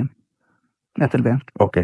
আপনাকে অনেক ধন্যবাদ। আমরা আমাদের পরবর্তী অতিথির কাছে যাব এবং আমরা দেখতে পাচ্ছি অনেকেই এসএমএস করছেন। সজীব এসএমএস করছেন, রীতি এসএমএস করছেন। আ আমাদেরকে দেখতে পাচ্ছি আচ্ছা আন্তুম এছাড়া আমাদের এসএমএস করছেন। শারিয়া এসএমএস করেছেন আমাদেরকে। এছাড়াও আরো অনেকেই আপনি তানভীর আমাদের এসএমএস করেছেন দেখতে পাচ্ছি। এসএমএস করেছেন ফজলে রাব্বি। এছাড়া আমাদের এসএমএস করেছেন রায়হান শ্যামলী থেকে এবং থার্ড স্টোরিটা তার কাছে অনেক ভালো লেগেছে। সেটা তিনি জানিয়েছেন। সাইদ আমাদের এসএমএস করেছেন, আজিজ আমাদের জিগাতলা থেকে এসএমএস করেছেন। তার কাছে ফিফথ স্টোরিটা ভালো লেগেছে। আমাদেরকে এসএমএস করেছেন শিশির, এছাড়াও এসএমএস করেছেন আরাফাত বনশ্রী থেকে। আমাদেরকে লালন এসএমএস করেছেন ফুলপুর থেকে। আমাদেরকে এছাড়াও এসএমএস করেছেন দেখতে পাচ্ছি জুয়েল আমাদেরকে এসএমএস করেছেন দেখতে পাচ্ছি। এছাড়াও অনেকেই নামটা শুরুতে লিখছেন না, সেজন্য এসএমএসটা পড়া হচ্ছে না। আপনারা যেটা করতে হবে, প্রথমে মোবাইলে মেসেজ গিয়ে টাইপ করতে হবে ফুর্তি, FORTI ফুর্তি, স্পেস দিয়ে লিখতে হবে আপনার নাম, তারপরে আপনার মেসেজ, তারপরে হচ্ছে সেটা পাঠিয়ে দিতে হবে 9840 নাম্বারে। তো এই অর্ডারটা যদি আপনি মনে রাখেন, এই অর্ডারটা মনে রাখলে আমার মনে হয় এসএমএসটা আমার জন্য পড়া অনেক সহজ হয়ে যায়। যাই হোক, চলে যাচ্ছি আমরা আমাদের পরবর্তী অতিথির কাছে, তার ঘটনা শুনবো। আপনার নামটা বলবেন এবং কোথা থেকে আপনি এসেছেন। হাই লিসেনার, আমি ঢাকার পল্টন থেকে এসেছি এবং আমার হোম ডিস্ট্রিক্ট বগুড়া। জি। ওকে রাতুল, আমি সরাসরি স্টোরিতে চলে যাচ্ছি। স্টোরিটা মূলত বেশ কিছুদিন আগে না, অল্প কিছুদিন আগে। আমি কিছুদিন আগে আমার হোম ডিস্ট্রিক্ট বগুড়াতে যাই এবং বগুড়া থেকে আমার বাসাতে যেতে হয় অন্য একটা গাড়িতে। তো আমি এখানে 2 দিন থাকার পর আমার বাসায় যাচ্ছি। তো আমি বগুড়া শহর থেকে গাড়িতে উঠি আমার হোম ডিস্ট্রিক্ট ধুনটের উদ্দেশ্যে। তো বগুড়া শহর থেকে আমার সঙ্গে আরেকটা মেয়ে ওঠে এবং আমার পাশের সিটেই বসে এবং কিছু দূর আসার পরে শেরপুর নামে আরেকটা উপজেলা আছে, সেইখানে মেয়েটা নেমে যায়। তো এর মধ্যে আমাদের মধ্যে কিছু কনভারসেশন হয়, দেন উনি নেমে যায়। তারপর আমি আসতেছি, আসার মধ্যে আমি নামবো আমাদের, আমি যেখানে নামবো ওইখানে আমি এসে গেছি আমার জায়গায়। তো আমি নামতে গিয়ে আমি দেখতে পাচ্ছি, আমি জানালার বাইরে দেখতে পাচ্ছি যে ওই মেয়েটা জানালার ওই পাশে দাঁড়ায় আছে, রাস্তার পাশে। তারপরে আমি একটু ভয় খাই এবং ওই গাড়ি থেকে নামি। তো নামার পর আমি চিন্তা করতেছি কুয়াশা এবং এসব দেখতেছি। তো আমি বাসায় ফোন করি এবং আমার আব্বু সেদিন বাসায় ছিল না। আমার ছোট কাকা আমাকে আগায় নিতে আসে। ও হ্যাঁ, আমার বাসায় যাইতে ওইখান থেকে মেইন রাস্তা থেকে 2-3 কিলোমিটার ভিতরে আমার বাসা। তো এত রাতে তো গ্রাম্য রাস্তা, মানুষ না থাকারই কথা। তো আমার কাকা আমাকে এগিয়ে নিতে আসতেছে, আমি যাচ্ছি। তো কুয়াশার মধ্যে যাচ্ছি। তো আমার এক চাচাতো ভাই আছে, ওই যে কাকা আমাকে আগে নিতে আসতেছে, ওই কাকারই ছেলে আমাদের সঙ্গে পড়তো। আমরা যখন ক্লাস 9-এ পড়তাম, ও তখন মারা যায়, ব্রেন ক্যান্সারে মারা যায়। তো ওই কবরের কাছে যখন আমি আসছি, আমি দেখতে পাচ্ছি যে ও কবরের পাশে সেম ওই মেয়েটা, যে মেয়েটা আমার সঙ্গে বাসে ছিল এবং বাস থেকে নামার সময় আমি যে মেয়েটাকে দেখছি, সেম ওই মেয়েটা ওই আমার চাচাতো ভাইয়ের কবরের পাশে দাঁড়ায় আছে, থেকে আমাকে ডাকতেছে ওর কবরের দিকে। এবং এটা দেখার পরে আমি অনেক ভয় পেয়ে আমি সামনের দিকে দৌড় দিই। তো কিছু দূর দৌড়তে যাওয়ার পরে আমি মানে দৌড়তে যাচ্ছি আর পিছন দিকে তাকাচ্ছি। তো এর মধ্যে আমি একজনের সঙ্গে ধাক্কা খাই এবং ধাক্কা খেয়ে আমি ভাবি যে ওই মেয়েটার সঙ্গে আমি ধাক্কা খেলাম। বাট আমি পরে দেখি, আমি চিল্লানি দিয়ে উঠি, আমি অনেক ভয় পেয়ে যাই এবং পরে দেখি যে আমি আমি আমার কাকার সঙ্গে ধাক্কা খেলাম। তারপরে কাকা হয়তো কিছু গেস করতে পারে যে আমার সঙ্গে অ্যাবনর্মাল কিছু ঘটতেছিল বা আমি ভয় খাইছি। তারপরে আমাকে বাসায় নিয়ে যায় এবং আমি রাতে যখন আমি ঘুমাতে যাব আমার রুমে যাই। তো আমার রুমে গিয়ে আমি লাইটটা অফ করি, তারপরে বেডে যাওয়ার আগে দেখি যে আমার জানালা খোলা। তো আমি তার জানালা অফ করতে গেছি। জানালা অফ করতে গিয়ে আমি যেটা দেখি, আমার জানালার ঠিক অপোজিটে ওই মেয়েটা দাঁড়ানো। এবং আমি এইটা দেখে এত ভয় পাই যে আমি কি করবো, আমি আমি নিজেও কিছু বুঝতে পারতেছিলাম না। আমি জানালা অফ করব নাকি অফ না করে সরাসরি ভিতরে আমি মানে জোরে চিল্লানি দেবো। আবার ভয় করতেছিলাম যে আমি যে চিল্লানি দিব, আবার যদি ওইটা এসে আমাকে ধরে। অতএব আমি আস্তে পিছনে সরে আসি। জাস্ট আমি ওইখান থেকে পিছন দিকে ঘুরছি, আমি যেই মাত্র আমি পিছন দিকে ঘুরছি, আমি ঘোরার পর দেখতেছি ওই মেয়েটা আমার বেডের উপর বসা। তো এটা দেখার পর আমি আর নিজেকে সহ্য করতে পারি না, আমি সেন্সলেস হয়ে যাই। তারপরে আমার যখন সেন্স ফিরে আসে, আমি আমার বাড়ির সবাইকে আমার বেডের আশেপাশে পাই। এবং এটা হওয়ার পরে আমার নিজের মধ্যে কিছু প্রবলেম হচ্ছে, যেমন আমার শরীরটা ভেঙে গেছে, আমি অনেক ঠিক হয়ে গেছি, আমার আমার হাত পায়ে আমি একটু শক্তি কম পাচ্ছি। তো আমি ট্রিটমেন্ট নিচ্ছি, বাট আমি ফুললি রিকভার হয়ে উঠতে আপনি পারি। বলছিলেন যে আপনি হাত ভাঁজ করতে পারেন না এই জি, ঘটনার জি। পর থেকে। আমার হাত, আমি ফুললি আমার নখগুলো আমি সোজা এমনকি করতে পারি জ্যাকেটের না। চেইনও আটকাতে পারেন না এখন এই জ্যাকেটের যে হাতটা দিয়ে। জিপার গুলো আছে এটা আমি লাগাইতে পারি না। যেমন এইখানে আসার আগে আমার জ্যাকেটের জিপারটা আমার বড় ভাই লাগাই দিছে মানে এই সমস্যাটা হচ্ছে আপনার ওই রাতের ওই পর রাতের থেকে। পর থেকে, পরদিন সকাল থেকে। এবং আপনি পরে খুঁজেও পাননি যে কেন এটা হচ্ছে বা কেন ওই এটা হলো মেয়েকে। আমি কিছুই খুঁজে পাইনি। আমি ডাক্তারের কাছে দেখাইছি। তো ডাক্তার বলতে বিভিন্ন প্রবলেম দেখাইছি, বিভিন্ন মেডিসিন দিছে। আমি মেডিসিন খাচ্ছি, আজ 15-16 দিন হলো মেডিসিন খাচ্ছি, বাট আমার কোনো ইমপ্রুভ হচ্ছে না। এখনো পর্যন্ত কোনো ইমপ্রুভমেন্ট এখন পর্যন্ত কোনো নেই। ইমপ্রুভ হচ্ছে না। ওকে, আপনাকে অনেক ধন্যবাদ আপনার ঘটনা আমাদের সাথে শেয়ার করার জন্য। আমরা মোটামুটি অলমোস্ট সব ঘটনাই শুনে ফেলেছি। আমরা দেখতে পাচ্ছি বেশ কিছু এসএমএস রয়েছে। রাসেল আমাদের এসএমএস করেছেন সুস্মিতা বণিক। এছাড়া এসএমএস করেছেন আমাদেরকে দেখতে পাচ্ছি আরাফাত সাতক্ষীরা থেকে, এবং স্টোরিগুলো দেখছি অনেক ভয় লেগেছে। তুষার হৃদয় নাদিম আমাদের এসএমএস করেছেন আমাদেরকে আজওয়াদ আজিমপুর থেকে, এবং তিনি বলছেন যে সেই রকম স্টোরি ভাইয়া। ইমু আমাদের এসএমএস করেছেন লালবাগ থেকে, এবং আমাদের এসএমএস করেছেন রানা গাজীপুর থেকে। আমাদের 007 আলামিন এসএমএস করেছেন আজকের ঘটনাগুলো দারুণ। আমাদেরকে এমএক্স হৃদয় এসএমএস করেছেন আশুগঞ্জ থেকে, এবং তিনি বলছেন যে তার আজকের স্টোরিগুলো অনেক ভালো লেগেছে। ডিজে কামরুল নারায়ণগঞ্জ থেকে এসএমএস করেছেন। এছাড়াও তার কাছে অসম লেগেছে। ইফতি আমাদের এসএমএস করেছেন, প্লিজ এসএমএসটা পড়ে ফেললাম। জনি আহমেদ আমাদের এসএমএস করেছেন পুরান ঢাকা থেকে, এবং আমাদেরকে এসএমএস